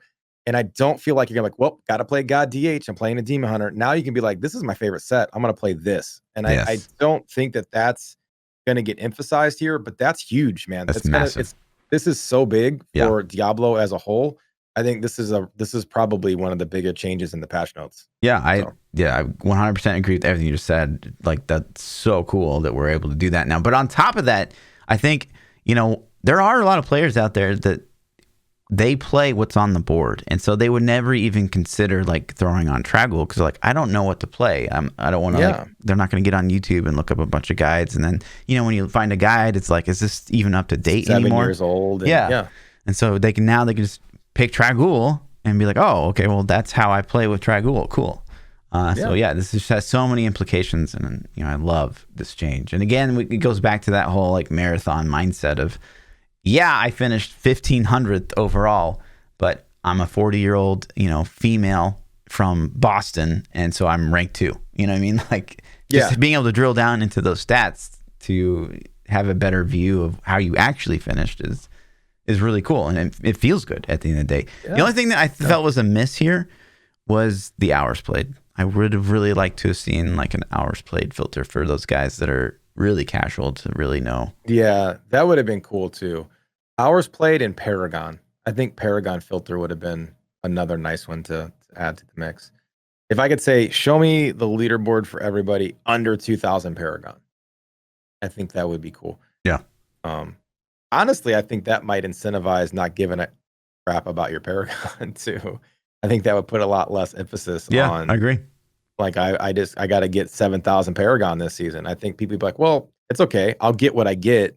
And then I will filter based on my Paragon bracket. So like, let's say I push hard in the season, and for me, pushing hard is 2,000 Paragon. Then I'm like, cool.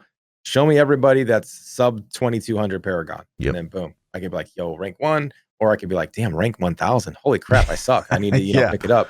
Yeah. So I think that's a cool thing, and maybe someday in the future we can get some of that. That'll be feedback that I give. Like, let's try to get a Paragon filter added to this too. Can we do that as well, like a sub filter for all these other filters? Yeah. But badass, man.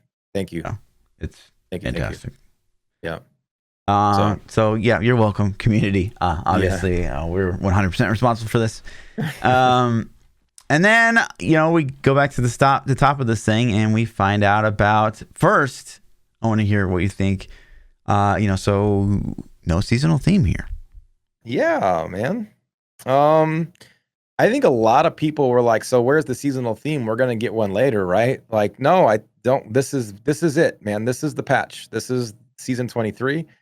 I think so much effort has been put into the follower revamp system, which we'll talk about in a second, and other things. I just think that this is your meat and potatoes. Like, this is going to be a season like prior to Double Goblins was the first one, I think.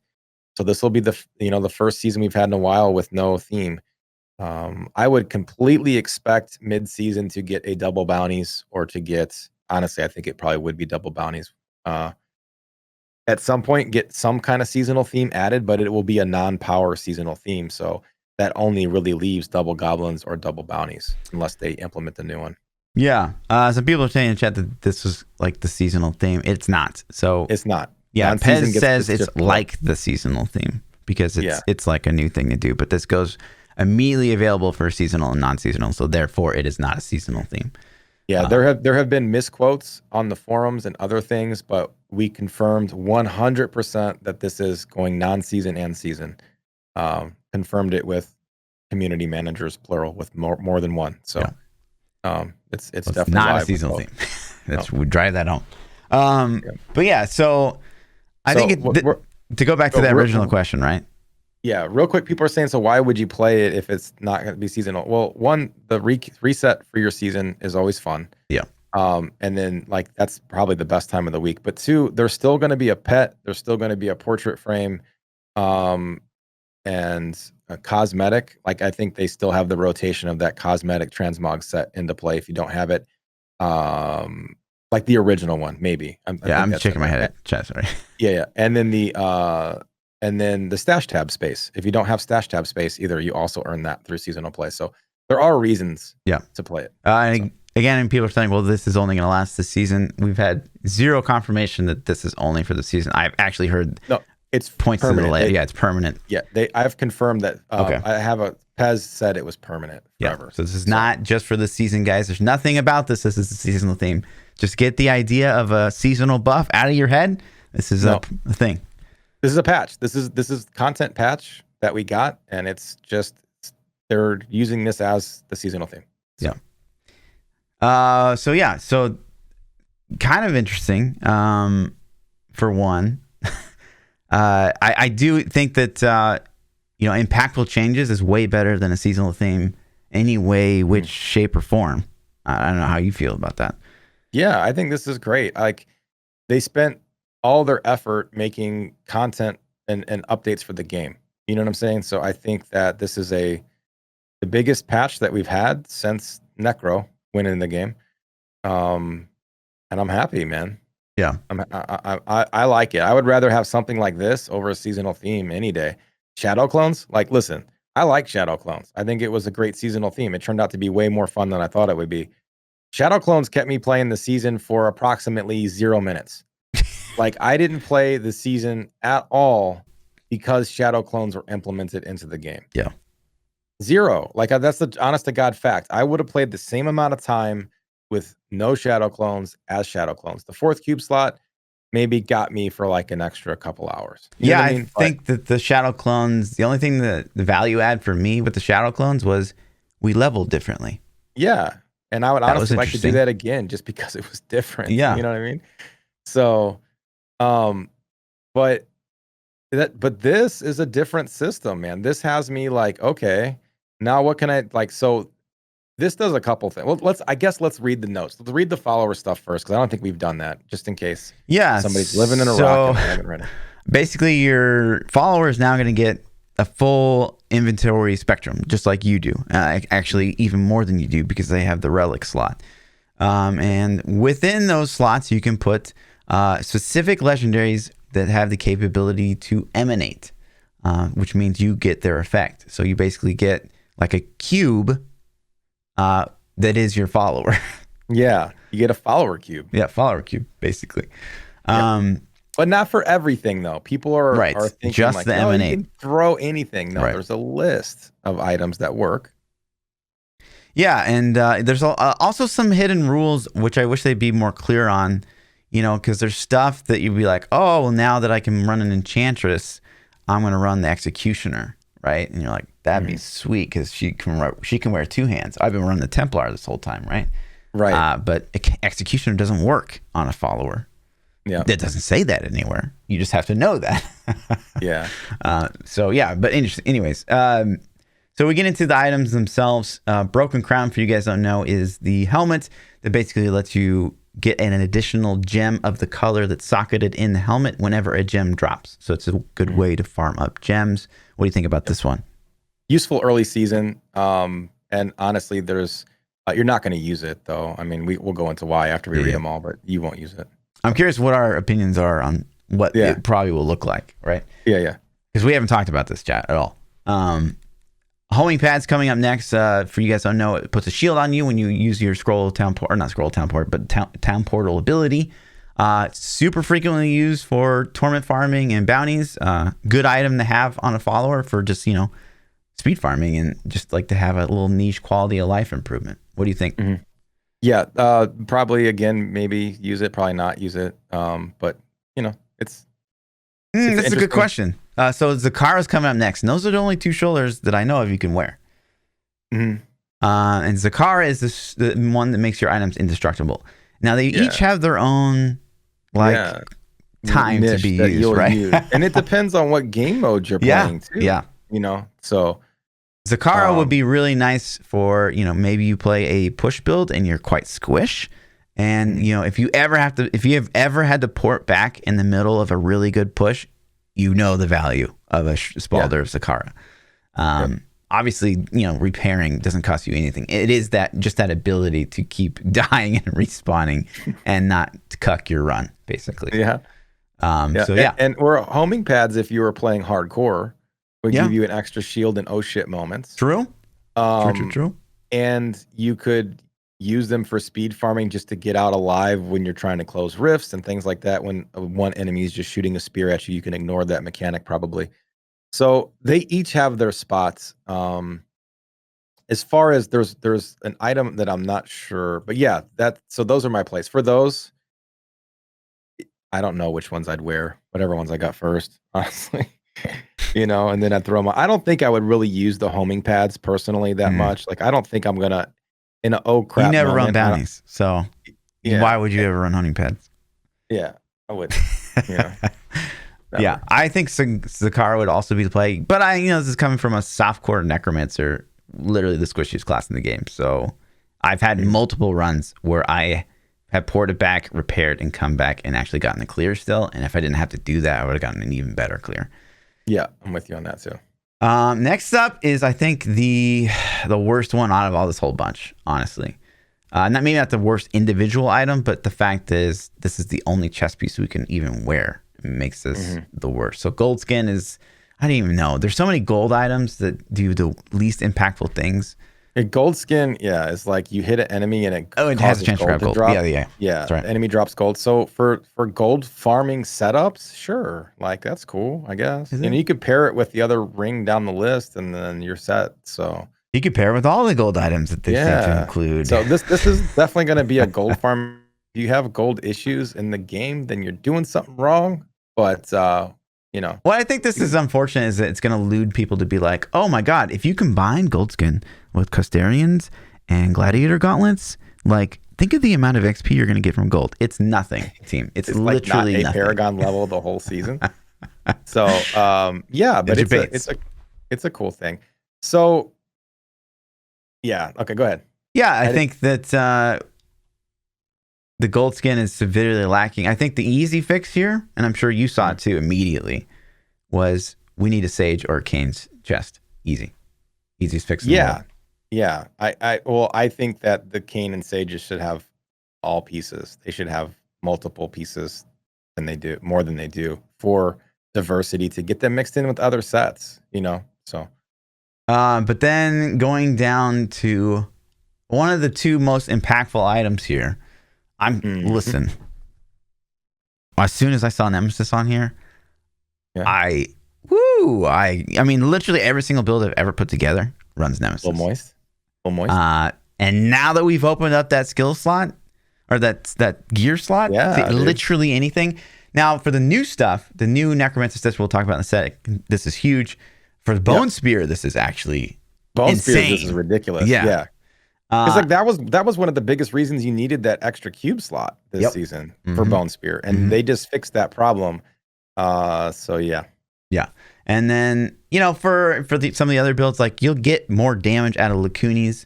If you're playing like a pet build, the mages, than you would Nemesis. So like that's just straight up more damage. Attack speed is straight up more damage with minions on the Necromancer. And then you'll hit attack speed breakpoints with Pestilence. So I think that is. It's interesting. Hopefully the Necro gets cooler bracers in the future for, the two new sets have their own bracers. So hopefully as they continue to rework some of the old stuff, we'll get more bracers. This change for solo Necro for sure made me go from please don't make any more Necro bracers because I always want to wear Nims to like we need Necro bracers for every class, like every build. Totally. So this change is ridiculous for solo. Like it's nuts. So Dovu Energy Trap. Why is 25% more stun on there? I think is what it does. Something like that. Yeah. Like stun duration. Cool. Yeah. Raykov's Glass of Life, an increased chance on kill to get a health globe. Yeah. None of this matters because what's coming up right here. Flavor of Time. Are you kidding me? Right. Well, they got Avarice Band on there. So under the Glass of Life, you got the Avarice Band, which is ridiculous for gold farming on T16s. This is why you should never need gold, is because all of your T16 builds should probably have Boon of the Hoarder and an Avarice Band in them. And then the Kiride's Flame Creed doesn't, or Kiride's Flame, however you say Creed. Creed, yeah, whatever it is. It doesn't matter. Like you're gonna get the reason I skipped those is because we're talking about necklaces. So Dovu and Rakov's, like their necklaces, nobody cares because of flavor of time. Literally, like you would never wear either of these ever again. The only thing that's a little sad here is we lose SF Johan probably forever, but totally worth it for flavor of time. That's gonna be huge, and I think that. The thing that people maybe aren't seeing, because like people are like, oh, well, if there's no seasonal theme, then I don't get my power. Nemesis plus Flavor of Time is literally a power creep for everyone, no matter what build you play. Mm-hmm. You just made every pylon's double duration though. Yeah, forever on every, like there's no reason you would never not have that on your follower. Double duration plus you get an elite off of the pylon. So if you get like a double elite on top of a power or a conduit and you pop it, you get 3 elites plus the double duration. Like everyone just got a power creep, right? So pretty nutty. And then the last two, and then so like Avarice Band, like you're talking about, it's pretty big for the gold farming. I love this actually because I've always hated running Avarice myself because it's like it doesn't give you that true power, but it's undeniably good in Torment. So I do like that this is on the follower now. Sage's Journey is pretty big. So it's the 3-piece that gives you the 25% chance to get an additional key, or is it that Canes? Sage is the DB. No, Sage gives you the Death Breath, and Canes gives you the key. But Canes also gives you 2-piece, gives you 50% experience, and Sage's 2-piece gives you 250 stat of every stat, like strength, and dex, whatever. So they say 3-piece bonus on there. I'm assuming the 2-piece bonus would also be included, but it's weird they put a call out on that. Yeah, I think it is just a 3-piece. So that's disappointing because the experience from Canes would be nice as well. And I hope that they add the experience on there because for solo experience, it's because why not? Why not? Because, if we're talking about solo experience, it's dangerous. It's a slippery slope because, you're giving a bot more advantage. So, I mean, please bots don't. are going to be there regardless. I know. I get it. But look, we don't need an XP boost at the end of the day. I don't know. I think it should be there. I think it should be on there because it helps the people that want to play solo get the juice. But so there's one thing on here that, let's talk about what you would wear. What are you gonna equip? Yeah, for me, I think keys are the most important piece of currency in the game. So I'm wearing Canes. So I'm wearing Canes helmet, Canes leggings, Canes bootsies. Okay. We had confirmation. I'm not sure if you saw that or not, but we had confirmation that the follower cannot benefit from Roarg. Period. Oh, okay. I did not know that. Yeah. That sucks. That changes things a lot. Yeah. So, and this goes back to if we had a Sage chest or a Canes chest, we could do more. But we don't. The Roarg ring crushes me a little bit because I was hoping to do the Sage and Canes at the same time. Right. But you cannot. But if they change that to have the Roarg, I'd actually prefer I think the best solution possible here is a Canes or a Sage chest piece because that solves literally everything. Because Goldskin is literally worthless. Yeah, who cares? Wait, does Goldskin proc in Greater Rifts? No, because that would mean like Boon of the Hoarder would proc in Greater Rifts, and it doesn't. Like Gold's just disabled, I think, for GRs. Okay. Yeah, I'm just making sure. I've never tested. No, I thought about that too. I've never put that shitty chest piece on, right? So I don't know if it works. I was just because if it did proc in Greater Rifts, you could also do things like gold wrap and stuff, which would be that'd be so broken. You'd have to fix that. Yep. So, but yeah, so for me, obviously being able to put that chest in then changes everything. But for right now, and we don't have that Canes or Sage chest, I think this is, so we got a gold skin in the chest because, I guess, more gold in T16 sometimes. Okay, sure. Yeah. I put a Vigilant belt on the waist because, more uptime on your minions' abilities or your followers' abilities. I don't know. There's really no other belt that would be worthwhile. Here. If it does actually proc or cooldown stats work. They do. I guess they do in its current that form. They all do work. Yeah. Okay, cool. And then, so homing pads or Zakara, it's like really depending on, we talked about just a minute ago. I think most players would probably want homing pads. But those of us that are leaderboard obsessed would probably want Zakara. The gloves of worship are actually really good. Across the board. So that's pretty much a staple for the glove slot.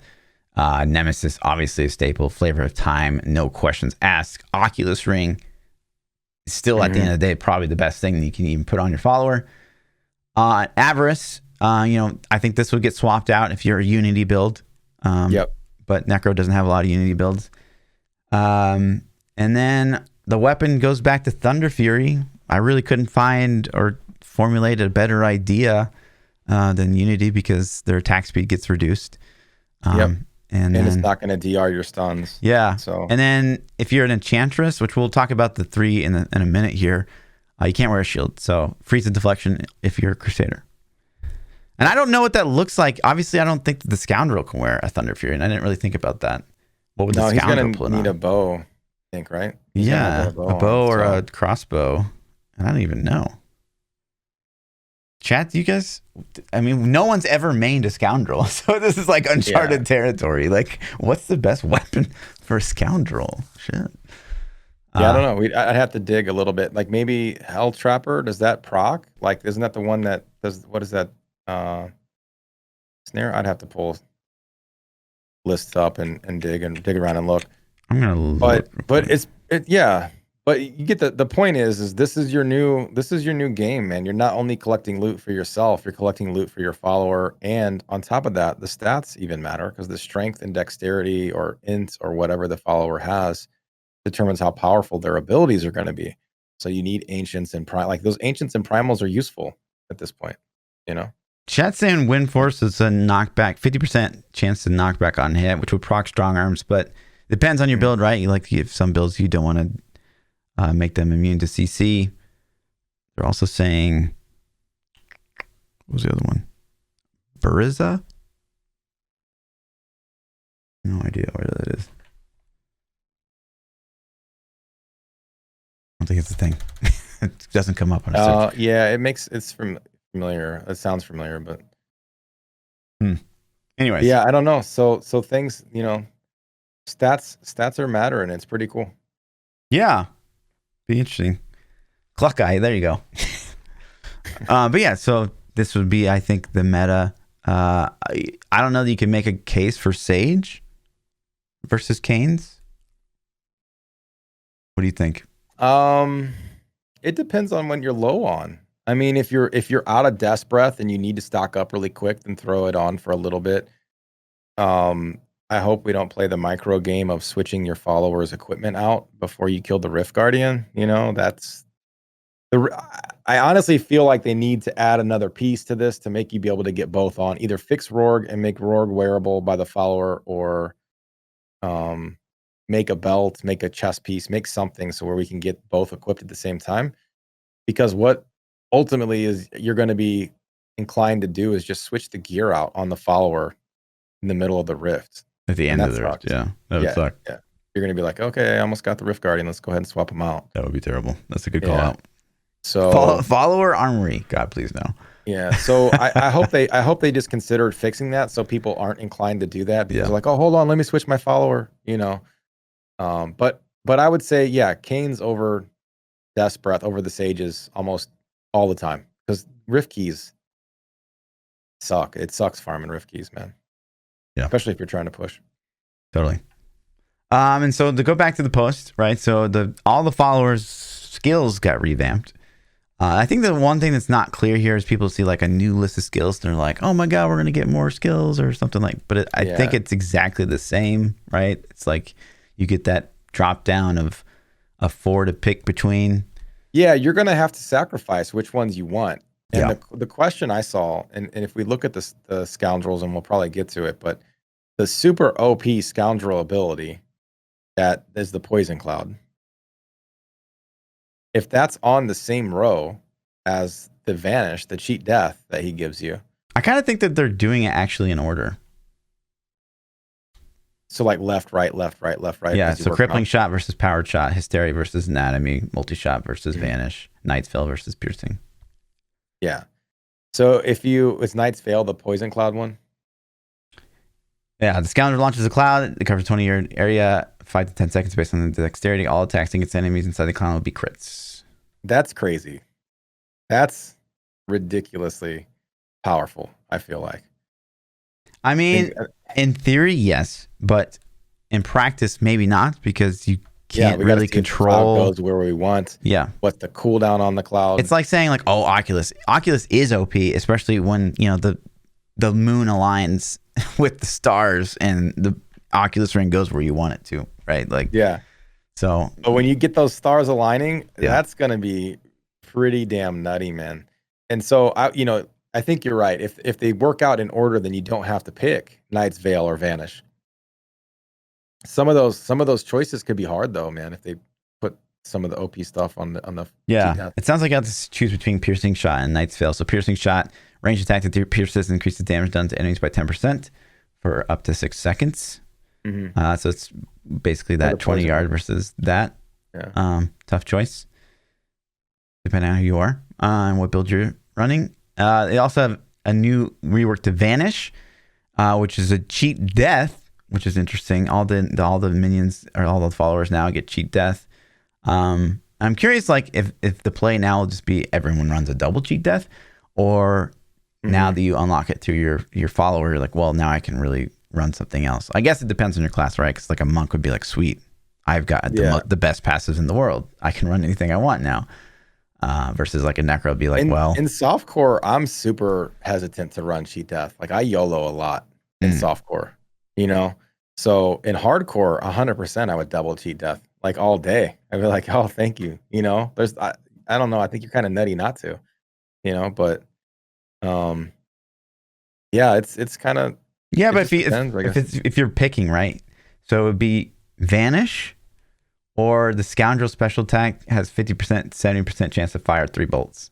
Which is going to do 0 damage. Like there's not even a choice there. And I honestly read that, and like the way that when you just said that in my head, I'm thinking like, yeah, there's no way you're ever, because if you look at it, all those passives that the vanishes or the cheat death is paired with are the weakest talents they have. Yeah.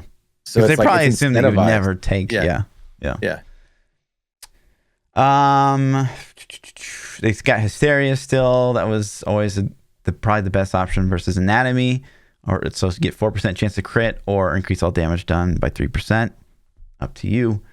And then like some snares or stuns on option 1. It seems like all classes kind of share that thing in common. Mm-hmm. And then Templar, I think that this is really interesting. We'll talk at the end of we going over these new things, but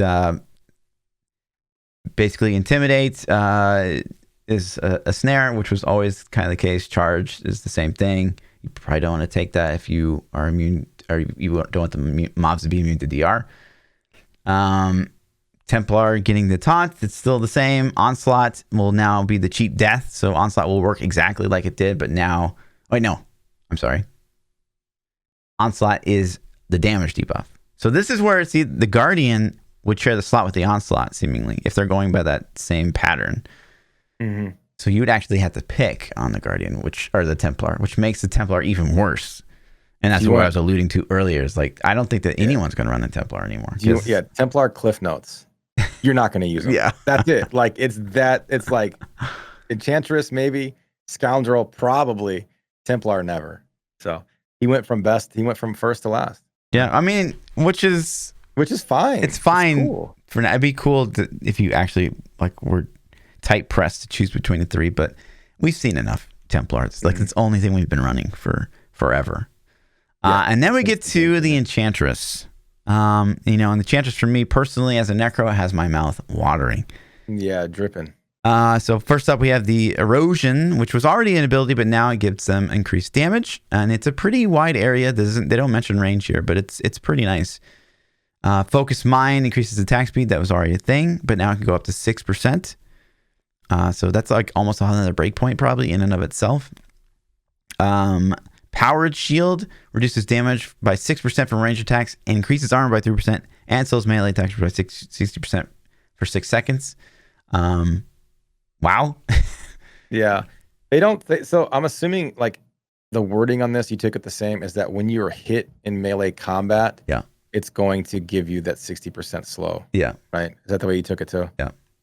Yeah. But a flat 6%, reduction in damage from range attacks, like that's pretty big. That's no slouch. That's the spear throwers. That's the ghosts. That's big. Especially if you're already a kind of a tanky class. That's the only thing that's probably going to chunk you a bit. So just that flat mitigation is pretty nice. Temporal Pulse. The Enchantress casts a guided globe or orb that deals 150% damage and slows enemies. So again, that's that slow that the Enchantress has. Mm-hmm. And then this one's kind of interesting. A new skill amplification increases your highest static elemental damage bonus by 5 to 10%.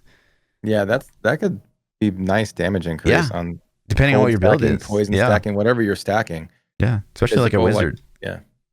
That's gonna be juicy. If you guys don't understand how that works, because I know like some people might not understand that wording. So it's just like your highest static elemental or bonus. So like say you're stacking poison, you have like 80%, you're just gonna get 10% more. Which is pretty nutty. Yeah, so like and that's your necklace, your bracers, like your things like that you're getting your element, and a lot of you are like re-rolling your bracers for cold damage or whatever physical damage. That's what that's referring to. Just a free 10% thrown on top. Yeah. So that's good stuff. And Macer brings up a good point because you got to wonder which applies first. Is this 10% at the end of all the other calculations, or is SOJ going to add this into SOJ's equation? Like which one gets factored in first? You know what I mean? Right. Yeah. So. That's Diablo math. Yeah. And then the one that has me drooling a little bit is reduce your cooldowns to 10% based on the Enchantress's intelligence. So just I a flat instantly 10% thought cooldown. about DR on this. I'm like, is this going to be DR immune, or is it just going to blanket give you 10%? I'm assuming it's going to be DR as well. But this is ridiculous. 10% cooldown is a shit ton of cooldown. That's a lot. It's like the monk passive. Monks just get a pass. Like monk passive is actually 20%, isn't it? Yeah. Yeah, that's insane. But it's a lot, dude. But if you think about your Captain Crimson, Land of the Dead necros, anything that's using Land of the Dead, that you're spam, like Z necros are going to use it for rats. Any Corpse Lance build is using it.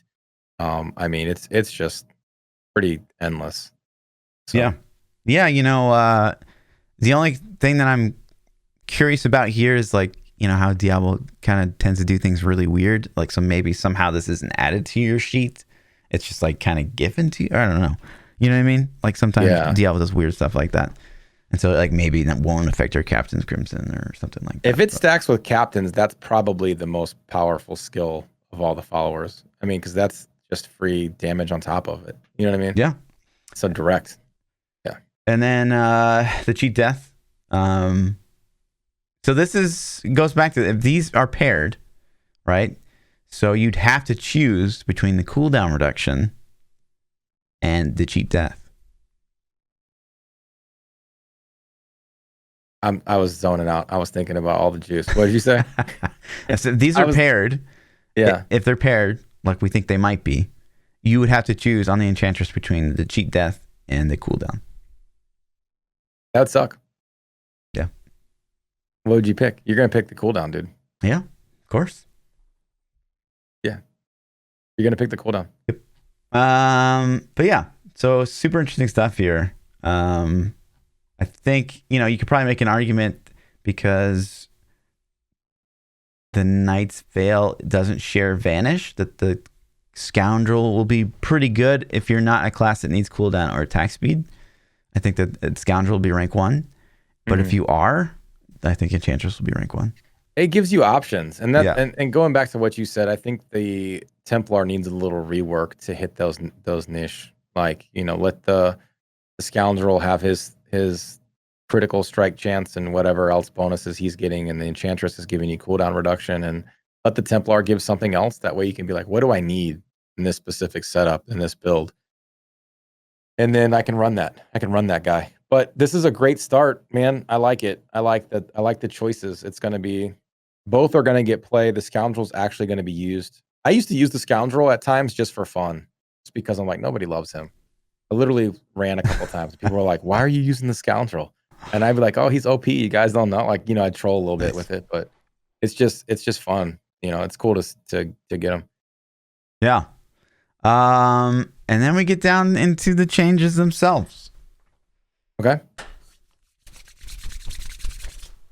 Bones of Rathma has received a rework. Okay. Now, obviously, I'm going to have the highest IQ breakdown here, but I'm curious for your thoughts before I dive in and tell you like 1,000 million things. Okay. So initially, when you see this, you're like, dope, they're making a revive set. Then as you get a little deeper into this, you realize, nope, this isn't a revive set. This is an Army of the Dead / Bone Spirit set. And Bone Spirit is the shittiest skill in the game. No, I don't know if it's the shittiest, but I don't like Bone Spirit at all for a lot of reasons. It's not a true revive set that I kind of want it to be, I guess. I feel like it's wanting to be a revive set, but it's not really a revive set. And Bone Spirit is such a crap skill. I hope it changes.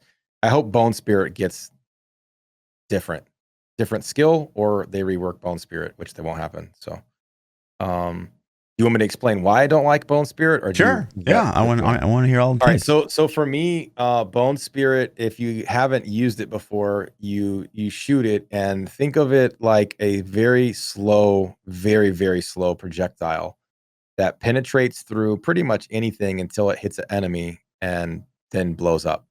And so with the items they gave, I think it's the Defiler's Curses. It says Bone Spirit's damage is increased for every second it's active, and it freezes an enemy on impact. So if you shoot your Bone Spirit and then you run behind it for like 10 seconds, then it's going to have 10 seconds worth of extra damage. And I just don't like that play style. I don't like that mechanic. I think it's encouraging a play style that's going to be run as far away from everything as you can, shoot some projectiles, and then chase after them. And hopefully you'll hit what you wanted to hit and it'll die. And if you set it up on long hallways and rifts, it'll be awesome. So that's honestly, I think that this is a good start because they're going with revive a little bit. But the 6-piece needs to be changed, or Bone Spirit needs to be gone off this set. Okay. I mean, I obviously want to try it first. Yeah. I haven't played it, yeah, obviously either. So I do agree. That's my initial reaction. Yeah, I think that the community will probably share your sentiment. I think people wanted like the true minion set that had the revive minions, the mages, the skeletal warriors. You have all the minions in the world doing all the damage. But I had a hard time, and I think I understand why they went this route, because I had a hard time thinking of a world where that wouldn't be just incredibly OP, right? If you had 27 minions. Yeah, I counted it today. You can get 27 minions on the screen. Actually, you can get more. 20, you can get 28 if you count your golem. I don't know if he's classified as a minion. He should be, right? But yes, he is. He is. Yeah. So 28 with your golem is the max I could get and still keep Bone Spirit and Army of the Dead on my And that's if somehow, there's a lot of weirdness that in some cases the clones count as minions. In some cases they do not. So theoretically there could be 30 because you would get 2 more through Simulacrum. Theoretically, okay. If it worked. Okay. Yeah, I think that if you look at that sheer number, that's what I want personally. From a I get it, but standpoint. it's hard to think of a scenario where that's that's not way too strong. Right? Because think of how fast you'd apply Stricken. Think of how fast. Are you nerfing your own class right now? Yeah, I mean, kind of. Because that would just be, I don't know, it'd be too strong. It'd be the 100% mandatory RGK, and I don't know. It's going to be 100% mandatory RGK now. Okay, yes. I think as it stands right now, and I want to make it clear that there is 0% chance, chat, that this goes forward. Because there is no way, I don't think that they know that the RGK Bone Spirit is already a thing. And so that was something that was, I immediately brought to their attention. I was like, hey, do you guys know that that's a thing? Well, if you guys don't know, there's some metas out there. No one really runs it because it's kind of a meme. But to say I just like zoned into a place and my team spawned the RG, right? And so it's a very linear zone. And so I would shoot my Bone Spirits because they're like, hey, the RG spawned and you're on the other side of the zone, just sitting there chaining. Yeah, and you literally watch them run through everything. Yeah. You know what I mean? And this is exactly what I described. Like you shoot your spirits and then chase after them for like 10, 15, 20 seconds, whatever. It's so bad. It's going to be like teleport out. We got the Rift Guardian in a long hallway, teleport back in, shoot them down the hallway. Oh, we missed. Let's try again. Or you one shot them. So, yeah, I wanted to make it clear that there's probably going to be a maximum range put on this at some point. But yeah, I looking at it, I'm down. I'm down to try it. I think that I do like the way the Bone Spirit looks. Yeah, it's a little it needs a movement speed too, I feel. I do think that the explosion makes it a little better. I'm not sure if you've seen the explosion or not, but like... Yeah, a little. I didn't play with it a lot, but a little bit. Well, I've been trying to theory graph. It's a pretty big explosion radius, so I think that this could actually be pretty strong. The thing that's really interesting here about Bone Spirits is, and some of these other skills that you're kind of meant to synergize, right? So Bone Spirit costs nothing. Yeah. Revive. It's got a timer based cooldown. Costs nothing. Yeah. Army of the Dead costs nothing, which is really kind of interesting. Yeah. Now, if we're digging into each thing here, so 2-piece, your minions reduce the cooldown Army of the Dead by 1 second each time they deal damage. Your skeletal warriors spawn faster, and your Vivet minions no longer expire. I don't really understand right now. I don't really understand the point of the revive minions no longer expiring, other than the fact that I think that they want you to cast mages, and that would be like too many clicks. Yeah. But at the same time, you're probably going to be spamming revive anyways to eat corpses to get more Bone Spirit procs. Because the way Bone Spirit works is you gain 1 second reduced cooldown for each corpse you consume. So you're going to be like constantly reviving to get more Bone Spirit charges. So yeah, but if you're reviving them, then it's going to pull them off of. Yeah, that sucks. In my testing, if they're attacking something and you revive, then it kills that one to make a new one when you hit your 10 cap. Correct. And then so that's going to totally F your damage up. I know. If they're doing decent damage. And this will go back to something we're kind of talking about at the end of all of this. So, yeah, they're giving your skeletal warriors a faster spawn rate. I assume that's, in case you die, now they're going to come back even faster because they do spawn really slow. It's like 1 every 2 seconds. 4-piece, your minions no longer take damage. You gain 1% damage reduction for 15 seconds each time one of your minions does damage, up to 75 stacks, which is fantastic. That means 75% DR, which is Bone Spear level, which is fantastic. Necros and crazy squish. So this is a good play. Bones of Wrath, 6-piece. Each active minion increases the damage of Army of the Dead and Bone Spirit by 1,000%. And as me and Pete already alluded to, most likely, I think the intended play style is for you to have the 27,000% damage here. You get 10 through mages, 10 through revive, and 7 through command skeletons. Yep. And then defilers, the thing that we think will change, Bone Spirit's damage increase for 500% for every second it's active. There's just no way that stays. But the cool thing to note is it will freeze on impact, so it'll proc your triple Crisbees on impact, so that actually will get calculated before the damage is done, which is good. We haven't had any way really, other than Land of the Dead, to proc triple Crisbee at range. So that's nice, other than relying on like a Zeiss proc or a Corpse Lance stun. And then finally, Bonds of Selena, which I assume is a bracer. They don't specify. Yeah, I assumed it was a bracer as well. Army of the Dead and Bone Spirit deal 300% to 400% increased damage. Bone Spirit deals an additional 2% increased damage for 5 seconds each time Army of the Dead hits an enemy. So the reason this is interesting is because there is already an item in the game that affects Army of the Dead. It's called the helmet thingy, Fate's Vow. Fate's Vow deals an additional 250% damage and gains the effect of Unconventional Warfare rune.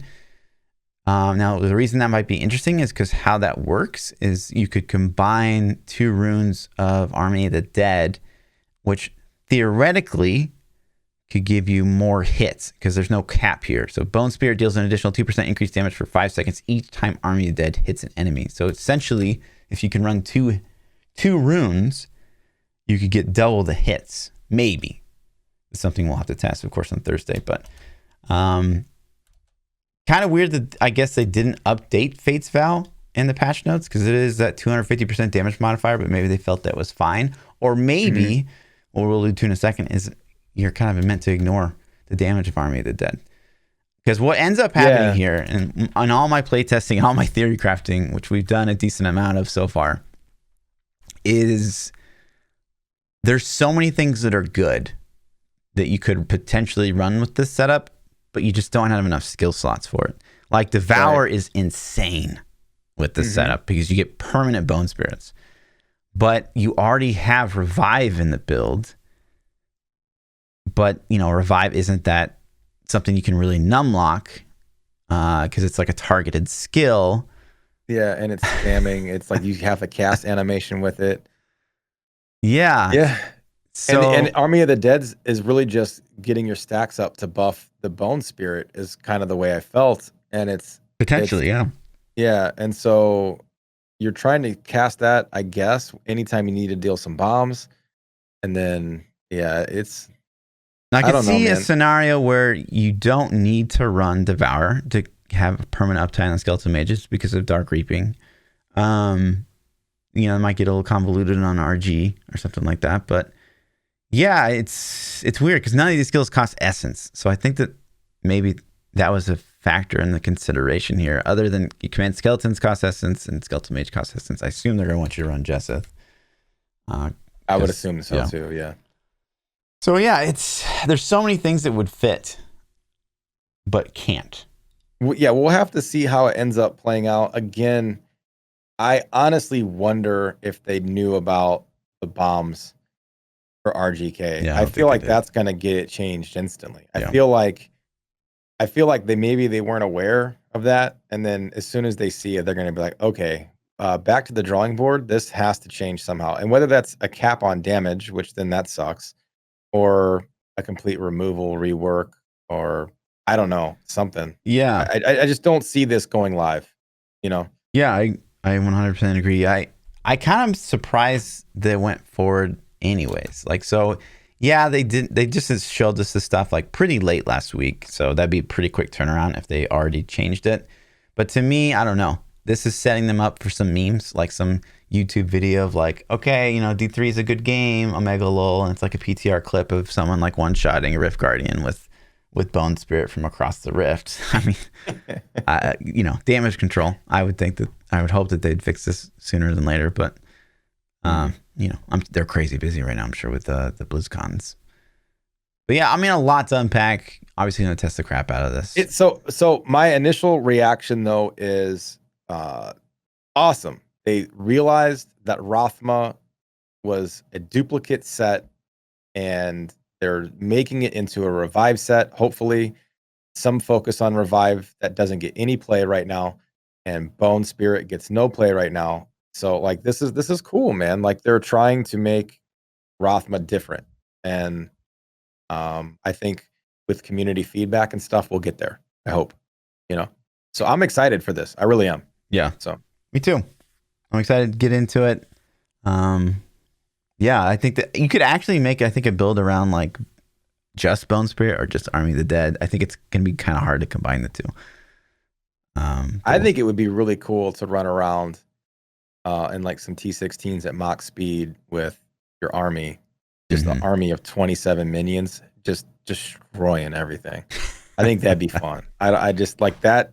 That hits me in the right spots. You know what I mean? So and see, like I don't agree, but I do agree. Like I know that that's what the community wants. I don't want that because I don't like minions very much. But yeah, I get it. But you're just the minion class. Like of all the classes to have it, like Necros, that's the fantasy, man. Like you're the king. Get them. You know what I mean? Like, I get it. Don't touch me. It's I don't just want to really lift boring. Like I don't know if you played Witch Doctor at all, but that's the Witch Doctor play style. You just like walk around and hope your minions do stuff. I but the cool thing is that's the one fantasy for Necro, and they have other sets to do other things. But we'll see how this plays. I'm not calling for like, oh, this is horrible because we haven't played it. I don't think Bone Spirit's a good skill personally, and I don't think it's going to get implemented like this. So it's already kind of like, well, we're going back to the drawing board before we even play test. Yeah. It's kind of how I feel, but I do feel like we're in the ballpark though. I'm like, okay, all right, so you've narrowed it down to this. I like what we're working with. Let's iterate on this and make it better. Like let's bounce some ideas around, see what we can come up with. Yeah. So.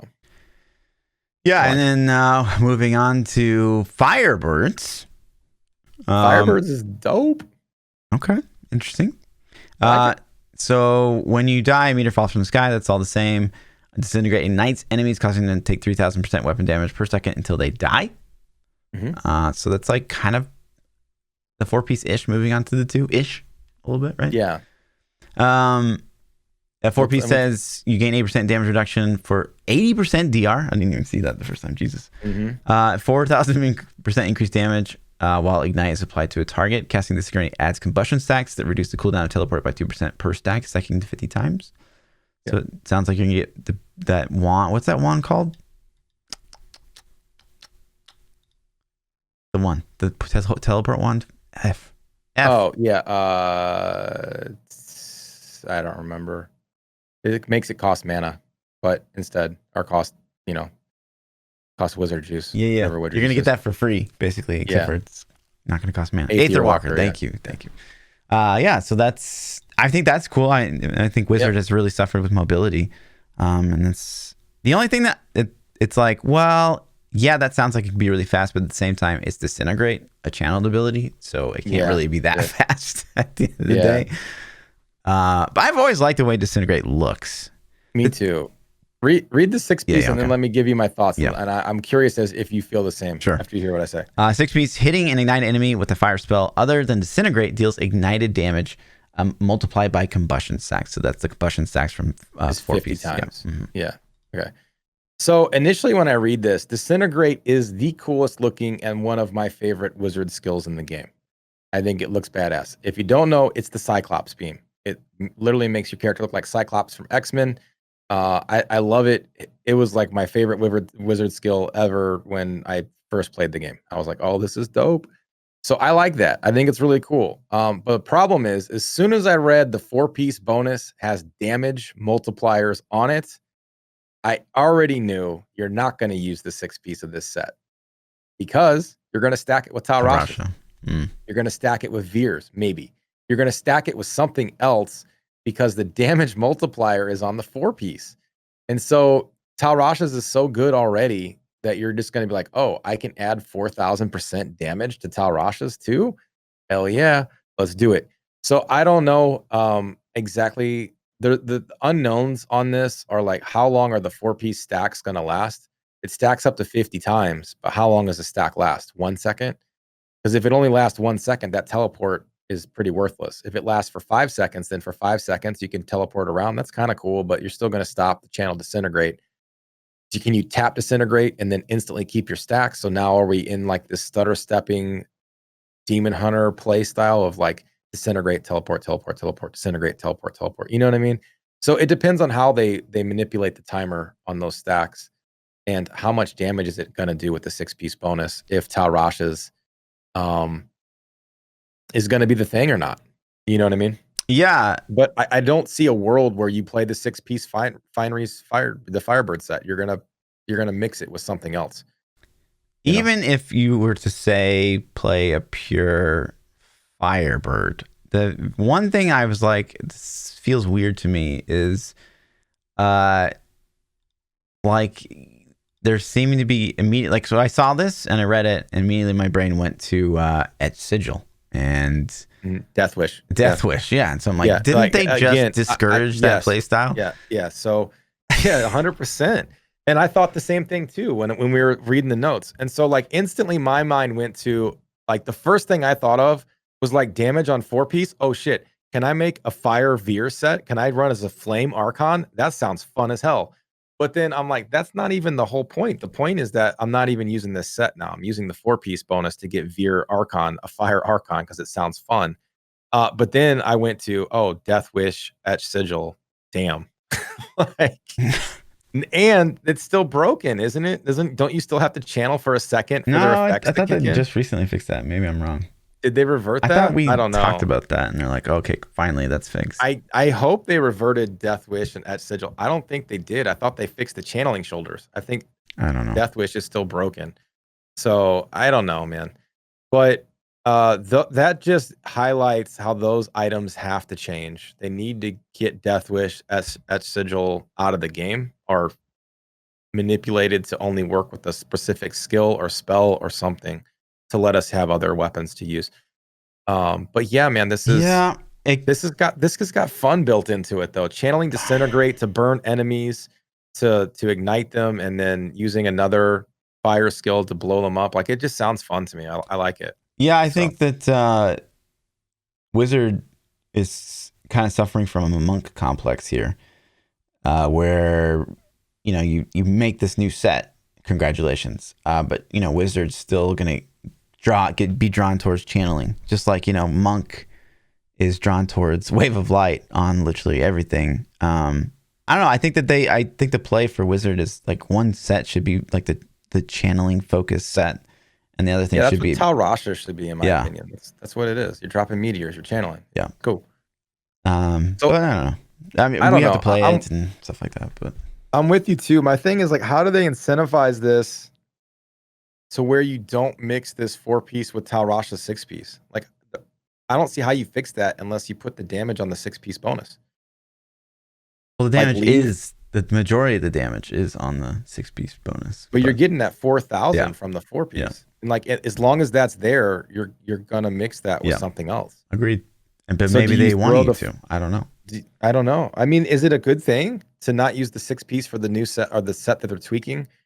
Maybe this will be that good though. Like, we don't really know yet. Yeah. So I don't know, man. I think Disintegrate's a cool thing. I can't wait to see how this plays. I'm actually excited for this. I like Wizard as a class. I haven't been excited for Wizard in a long time. I played a lot when Tal Rasha Meteor was King of the Hill, like, I don't know, season 12 or 13 or 14, something. When it got its buff, I played it. It was fun. And it's been since then. I didn't get hyped for the Hydra set. I never thought that set was in a good spot. I still don't think that set's in a good spot. So hopefully this is one that makes me like fall in love with Wiz again. Yeah. Are you insinuating that next podcast we might come in here with like actual best in slot knowledge for both classes? Like, you're actually gonna go Wiz, hit balls to the wall, figure this shit out? I'm gonna play it. I'm not saying I'm gonna Wizard theory craft, but I'm gonna play it though, for sure. Okay. I'm gonna test things and have some data, for sure. But you can focus on the Wiz, I can focus on the Necro, and then we get the best. We'll have it up, man. We'll do it up. And then, oh man, I did this, chat. Yep, I like to get classes nerfed. Hungering Arrow pierces a maximum of 2 times while wearing Gears of Dreadlands. So if you don't know the story behind this, Fluff tweeted out Gears of Dreadlands OP nerf Hungering Arrow pierces to 2. And specific. That's very specific. Wow. Yeah, and Pez commented on it. That's a great idea, Fluff. I think I'll pass that to the dev team. Yeah, so it's really Pez's fault. Yeah. True. Yeah, I think that so if you guys, I'm not super familiar, you probably played Gears of Dreadlands more than me, but as far as I know, like the 5-time pierce and that last pierce is like really what a majority of the damage is coming from, the missile dampening. So this is I mean, this is a big nerf. This is a big nerf. They hit it pretty hard, man. They hit it pretty hard. You know, this and the Mundanugos nerf. I looked at leaderboard, and you know what's clear to 150? Everything but Witch Doctor. You know, so like I'm being sarcastic. I don't think every class had, but almost every class has, I think. And Witch Doctor was one of the ones that hasn't. And so I don't have the analytical data that Blizzard obviously has access to. But to me, I'm looking at things like Bone Spear Necro is super broken. Okay, but it's broken because of the 4th cube slot, right? So is it still going to be broken next season? I don't know. But Witch Doctor Mundanugo is still getting hit. Yeah. Like it seems Barb, Monk, and Witch Doctor still have not done 150. Barb, Monk, and Witch Doctor. There you go. So it's one of the ones that hasn't done it, but it's getting a huge nerf. So if you guys aren't familiar with the Phantasm Rune, the way that this works is Spirit Barrage is increased by 100 to 150%. And the way it's currently implemented is you get 3 times. So it's 3 150s. And the wording is kind of vague on this. It's actually 450% right now, and they're nerfing it to 150 total. So you're losing 300% damage. Now, I don't know how much that is. Some of the data guys out there are saying it's about 5 GR levels. It's about a 5 level, 6 level nerf. So that seems like a pretty big hit to me on a class that I don't think feels like it's overperforming. But again, I don't have the analytical data that Blizzard has, so maybe it is. Maybe it's that broken, you know? Yeah. I don't know. I was surprised to see Mundanu go up here, I guess. Especially with Barb's belt still having the world. Yeah, nerf Barb. On it. Like, what the hell? Nerf Barb. I wasn't surprised to see Gears up here at all. But I was surprised that it was so I expected to see significantly Gears hit. last season. Yeah, so I same. expected it this season.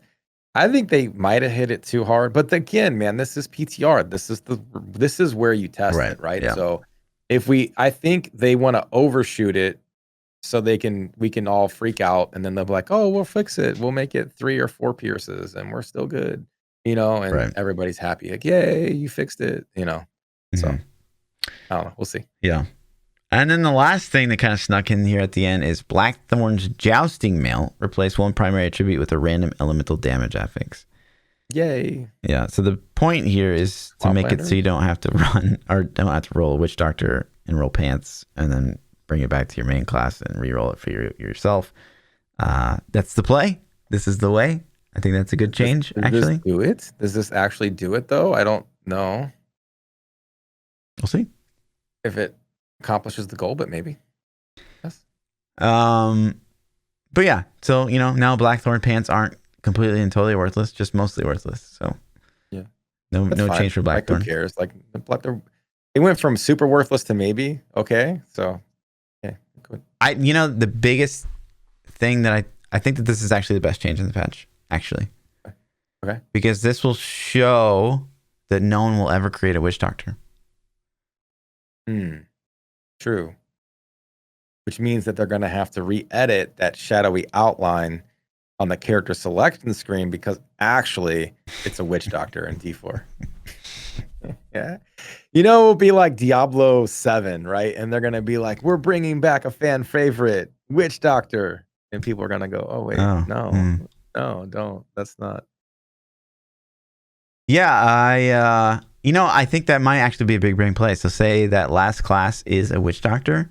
Essentially what they're doing with that is just buying themselves more time to develop the rest of the game because they know no one's actually going to pick that. So it'll be just an empty class that doesn't have any skills or anything like that, but they know people won't actually click it. Yeah, they don't even have to code the pet logic in the game because nobody's going to play the class, so it doesn't matter, right? Yeah, true. Yeah, that's a good idea. It's a big brain. 4 class, Diablo 4 classes, you know? Yeah. That's all we need. But yeah, this happens Thursday. Did they give a time? Probably not. No, they didn't. It better be evening. I hate when they do it during the day. They're going to do it in the day. You think? They always do. Yeah. No, they don't. The last one was evening. I think that was because they had trouble getting it going. No. I think it was supposed Do to an be in the evening. daytime. Yeah. I swear to God, someone needs to play Necro before me. I don't know. I wish they would do it on Fridays, personally. Yeah. I would like a Friday. Sure. So yeah, You know, but they gotta have that day, I guess, a work day to, you know, when shit's going wrong and they can fix it. Yeah. So if you guys want to see Firebirds, check out twitch.tv/ThaPChild. Go check out some Necro Juice. I don't have to tell you where to go. Yeah, twitch.tv/ThaPChild. I mean, keep dreaming. Keep dreaming. You'd be like, I hope Fluff made a build for me. What do I do? Fluff made a build for me? Yeah, because like you're gonna get on this and you're like, I don't even know what a Rathma is. What is a Rathma? what is a rat run? I don't know what that is. True. I've never done one. Yeah. So are you ready to run rats again? Because you know what's happening. I don't know. I might SSF so I don't have to play with anybody. Follower only mode. Damn. No, I don't know, man. We'll have to see what the sets are gonna be, man. So if the new season drops, I'm gonna play the new Wiz, you're gonna play the new Necro. How are we gonna synergize this? Yeah. For season launch. I think you'll just have to play a support Necro. No, listen, I did that for you last season. I was stuck after the opening weekend with the Z-Monk. I had to like go figure out how to get some other class geared up. Who wants to play a monk, man? Just kidding, monk guys. Yeah, I don't know. We'll have to see. We'll have to see what we end up getting with these notes. I don't think Necro's going to stay the way it is, and I honestly don't think the Firebirds is going to stay the way it is either. I think it might get tweaked a little bit too. Because I can't imagine that they're going to want the set to be used in Talrashas, and I can't see unless that last damage multiplier is just that juicy. I just don't see it beating it. You know what I mean? But what is it? Sorry, I just got blown away where someone said that D4 is using the D3 engine. No, it's fucking not. Are you crazy? Sorry. Woo! Chat says some things sometimes. Listen, we've played D4. Hours and hours of D4. That is not the same engine. It is beautiful. It is absolutely. And I've watched every interview. No point did David Kim ever say anything like that. Yeah. Anyways, you're getting trolled right now. I bet. So I took the bait. Okay, what else do we have? I mean, God, this has been a super 3-hour podcast already. I mean, it's BlizzCon week. What do we expect? You know? Yeah. Who wants to sleep? We don't need sleep. We still have like honestly, we could probably talk for another 5 hours, and we're just have to save stuff for next time. We got questions. We should probably get the questions. Do you want to? Fluff hates. Yeah. Well, I was gonna go for like a fluff hates PChild's loves for the patch notes, or we could just do both loves. Or both hates, or what do you want to do? Let's do a hates and loves for patch notes. Okay. Hates. I don't love that it's focused on followers. I've never really liked followers. I think if you want to run a minion, you should just play a minion build. But I think it's not a hate, but I think the hours played not being a filter is, I guess, my hate. Okay. I don't know which one. They're both. Okay, you they're got loves. both up there. What's your loves? Loves is. I'm gonna let you double dip. I mean, it's a tie between Rathma and leaderboard filter. Okay, I'm with you. I'll start with the loves. Okay. I absolutely. I mean, listen. Like, this isn't my favorite thing of the patch notes, but I love that they're using Disintegrate. I love that ability. I think it's a beautiful skill. One of the best looking skills in the game. One of my personal favorites. The leaderboard filter, I think, ultimately is the win from this patch. I think it's going to let people play sets that they don't want to play. And the follower thing, I think, is a way you could creep up single player power level without affecting multiplayer at a hard level. You know what I mean? And I think that's a good play for that. But I'm with you on the PChild hates section. I don't really like followers. I don't care about my follower. I don't find it interesting or fun. I hope Diablo 4 does not have followers at all. I think it's a bad system. So in that, I think it's a little boring, but it's still cool. And then I also hate Bone Spirit, man. Like I'm not a fan. We'll see how it plays, but my initial reaction is I don't like this skill. So just wait until we see what the Fluff can come up with. Okay, we'll see what Maybe we can do. I'm just not a fan of the skill.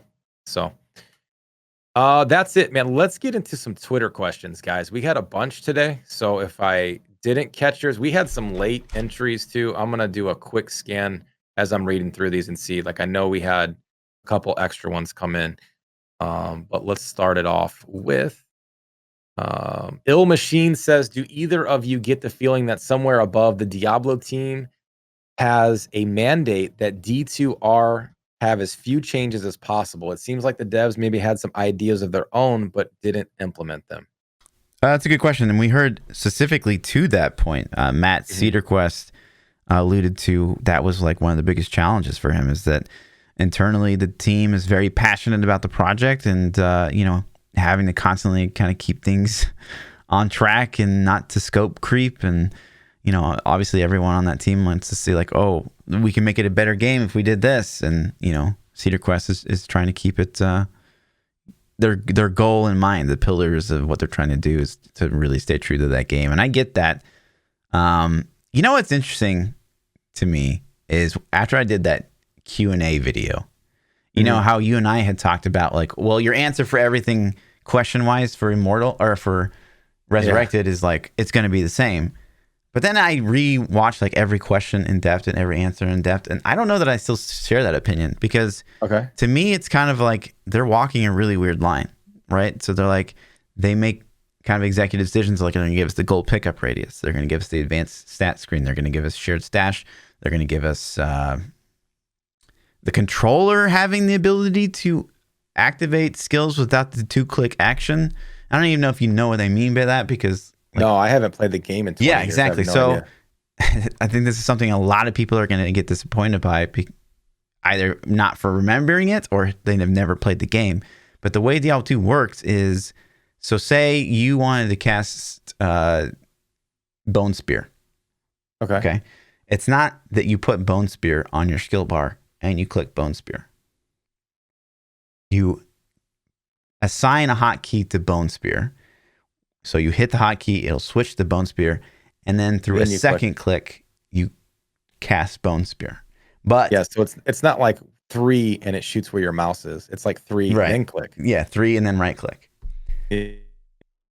That's horrible. Yeah. And so controllers are getting the ability to just like you hit X and you do it, but they're not going to give that functionality to mouse and keyboard. So what if the game ends up playing better on controller? Like what if we're like doing all the inventory management with keyboard and mouse, but then when it comes time to actually play the game, we pick the controller up and we're like navigating with the joystick and clicking buttons. And one of the things that Andre alluded to also, which was like, this is weird, was he's like, well, yes, you can plug a controller into the PC, but PC will follow different rule sets. So like, which is weird. Why not console exactly mirror console? I know. So unless they're saying like you can still manage your inventory and like go to settings with your mouse and keyboard. Yeah. Like, which is fine. But then at the end of the day, they still have the cross progression. So you could just be like, well, I'll play on my PlayStation. And yeah, it's weird. And then I don't know. The whole like, my forced movement question, I feel like was like a pretty straightforward shot. It was kind of like, dude, forced movement is legit. Like that, I don't understand how you don't use it. If you're not using it in D3, you're missing a lot. Yeah, it's a very like it's a standard thing in all ARPGs now. Force move. Mm-hmm. So and PoE doesn't like PoE. They don't officially do it, but you can do it by putting it on your bar. Yeah, you have to use a skill slot. Like so I was able to do it, but it just sucks. Yeah, it's like why I don't. PoE doesn't let you bind scroll wheel either. What? They don't? I didn't know that. What? Like I use scroll wheel on Diablo all the time. So to me, that's the biggest. Like what? Yeah. So okay, what else do we have? Drathar says, what class is Fluff going to blast in season 23? Why is it Necromancer? But seriously, can you break down the Rothma set and how items are going to play out? Any build prediction synergies followers? I think we talked about the sets in general. Is there any extra juice you wanted to add to that? I think we spent like 40 minutes on. Yeah, I think the interesting thing with the new sets, I can see on paper pretty clearly of how I think they want the push build to play out. What I cannot see right now is how we're gonna speed farm and what that looks like, because it kind of feels like you're gonna have to decide between I want Bone Spirit as my damage dealer or I want Army of the Dead. So we'll have to see. We're gonna play with it a lot on Thursday, of course. Voltron says, "Is this the end of God DH? Would a ZDH with Ashira's set be the new meta?" And I had forgotten about Ashira's sets until today. If you don't remember, that is the set that you can equip, and it randomly summons your followers to come aid you, even in multiplayer games, apparently. So a ZDH with this set on, and we had several people ask this question. So a ZDH or a Z whoever with this set on could potentially summon all 3 of their followers to get all of the benefits of the skills, which I don't know if would apply to your party or not, and do all the things. So yeah, I would be surprised if this isn't addressed somehow officially in these patch notes, because obviously this set was designed when the followers kind of sucked. And now that they're going to have access to all this power, I feel like this will be changed, especially in multiplayer games. Yeah. So. Yeah, I think that this will be like the Bone Spirit thing. I think, people will probably be able to abuse it right away on PTR, but I think they'll quickly react probably. Yeah, I don't think this will end up being a thing, or it will be heavily addressed to make it not broken. So. And the next question was the same thing. Tesh also asked the same question. Will the Ashira set be best in slot for ZDH? Demonic Grizz says, so with the nerf to God DH and Spirit Barrage, what builds do you think will be taking their spots in season 23? So for those specific classes, I don't know how hard God DH got nerfed. It's probably still the best the best DH build. Maybe Impale might pass it up. I don't know how hard that hits it. I don't know how hard that kills it. Yeah, I think it doesn't. The DH sets, DH is pretty good in general about like what's going to be really strong. The name is escaping me, but the multi-shot set I think will probably be rank 1. Hungry Arrow, Unhallowed Essence, maybe. UE. Yeah. So we'll have to see. I don't think that their intent is to kill God DH. I think they'll balance it back out. If this murders it somehow, I think they'll fix it. So hopefully they'll fix it. Don't be too scared. And Spirit Barrage is like leaps and bounds better than any other Witch Doctor set, I think. That's the only one I've ever played, so I don't even know, man. I don't know. Yeah, I think that you were spot on earlier with your analysis. If we look at the leaderboards and like one of the classes that's not even hitting 150 is going to get hit, I guess I don't understand the point. Yeah. I don't think Spirit Barrage needs a nerf, but maybe there's something we don't know. Yeah, there's got to be some kind of maybe the follower juice combined. I'm missing something. Yeah. So whatever data they have, I don't have. Or I don't know about. But Spirit Barrage is pretty far ahead of the pack, I think. So I don't know. I think Spirit Barrage is still the build, even after it gets nerfed. But a 6 GR nerf is a lot. That's a lot of power, man. Yeah. I hope it can get balanced out. Maester Magus says, new meta.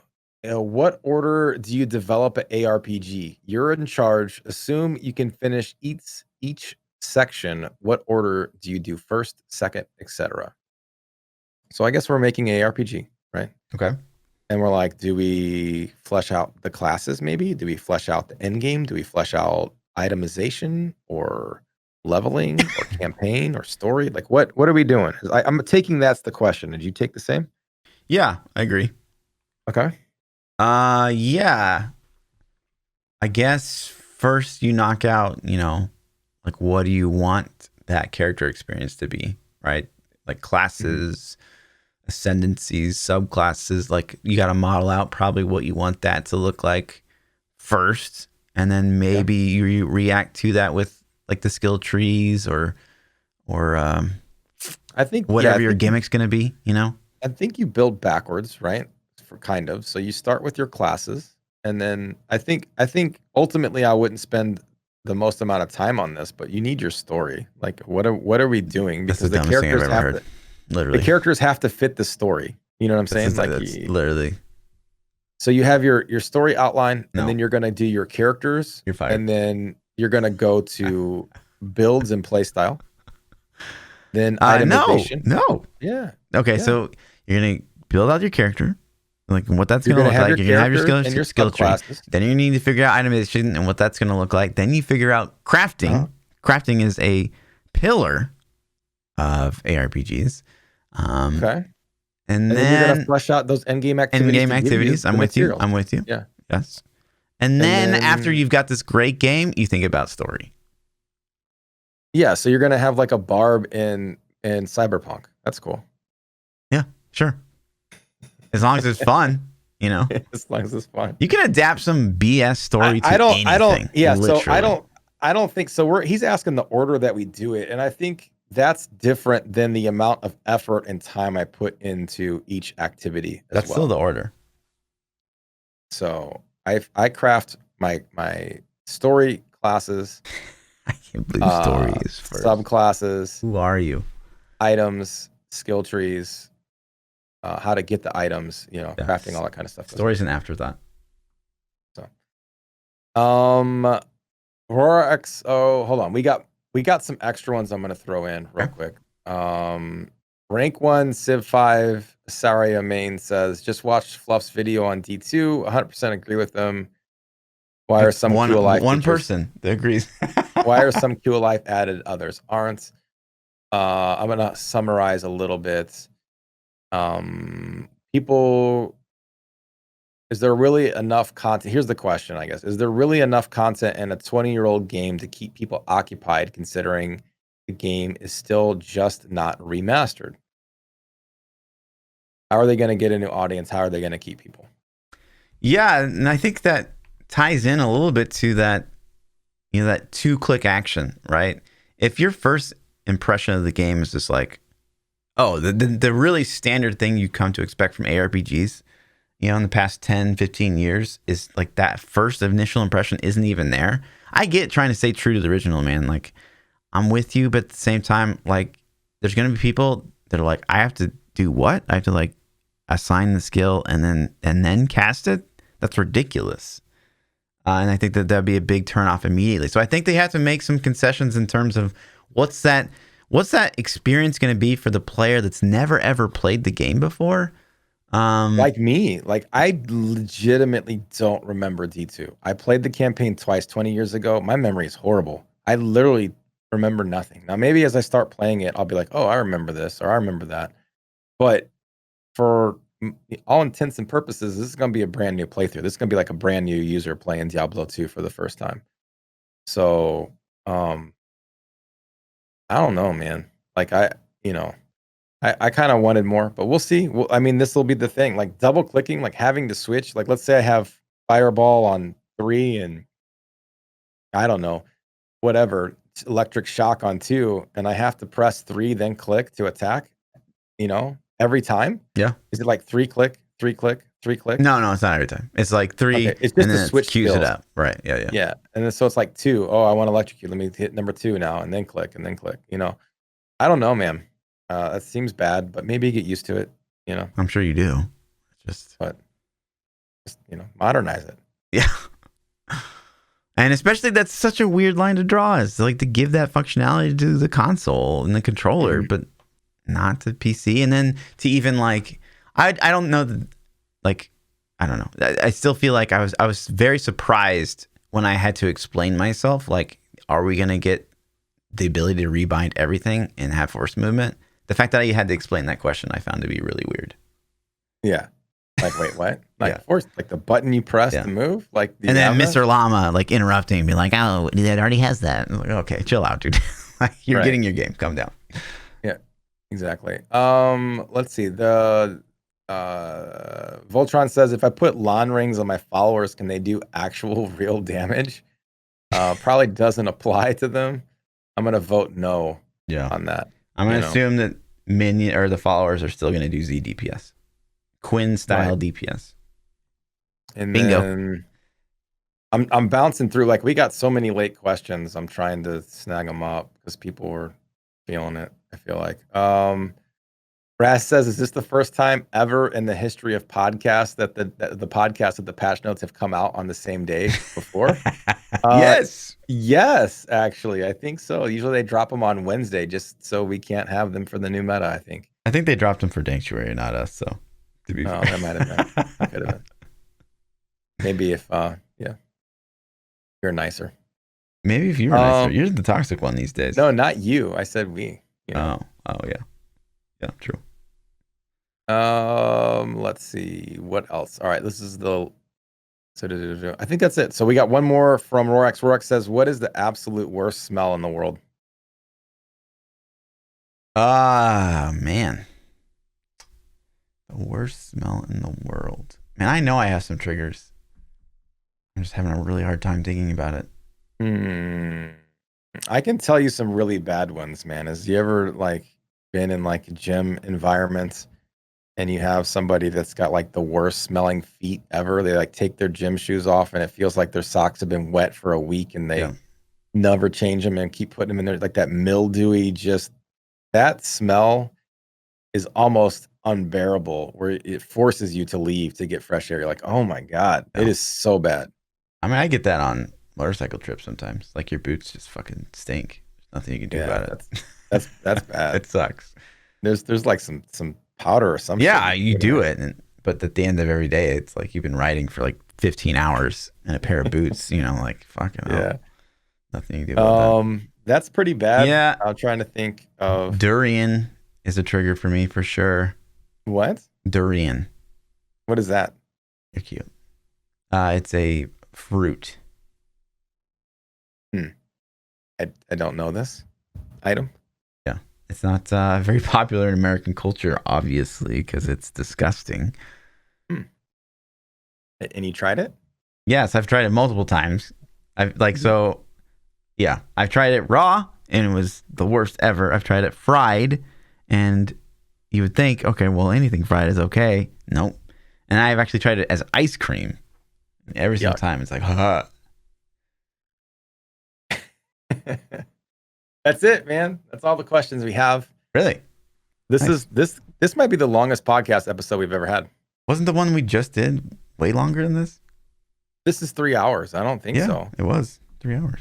What? Saturdays was over 3 hours? Mm-hmm. Well, I don't. If it was, I didn't even realize it. So easy. I don't think it was. Are you tired of me, or you gotta go, or like what's up? You need to go watch TV with the lady? No, I'm going to bed. I'm sleepy. I'm tired, man. I don't know about you. I've been burning the candle hardcore. Yeah, of course I have. Posting So videos, working full time, and then trying to stream in between all of that. Oh my God, what the hell? Yeah, dude. I'm feeling burned out today. So yeah, man. That's it. You got any other juice you want to talk about? No. I have to kill like Awakener 9 and the Feared by I thought Thursday. 8 was the thing. It's not. You can do 9 now if you have enough like big brain. Well, stop fucking around. Why haven't you done it? It's queued up. We're just waiting to get that level. We still got time though. You still got two months. I wanted to do it before PTR started, but I'm also very tired. All right, well, I'm gonna go to bed. Fluff's gonna start streaming PoE for those guys that want to stick around. Don't let them cop out. Make them stay up till 4 a.m. Wow. He needs to be. If you guys want him to be full-time content creator, you just got to keep him up and get him fired. You know what I mean? Or like subscribe and donate and stuff. But whichever. To me, To me, twitch.tv/ThaPChild is where you can catch me all the time. Did you just mute me? What? No. You did this reach over like you hit the mute button. Tell people where to find you. Okay, you can find me on twitch.tv. You son. You can find me everywhere at ThaPChild. Yeah. I'm Lord_Fluffy. Double those underscores on the Twitter. We'll see you boys next week. Peace out. Peace.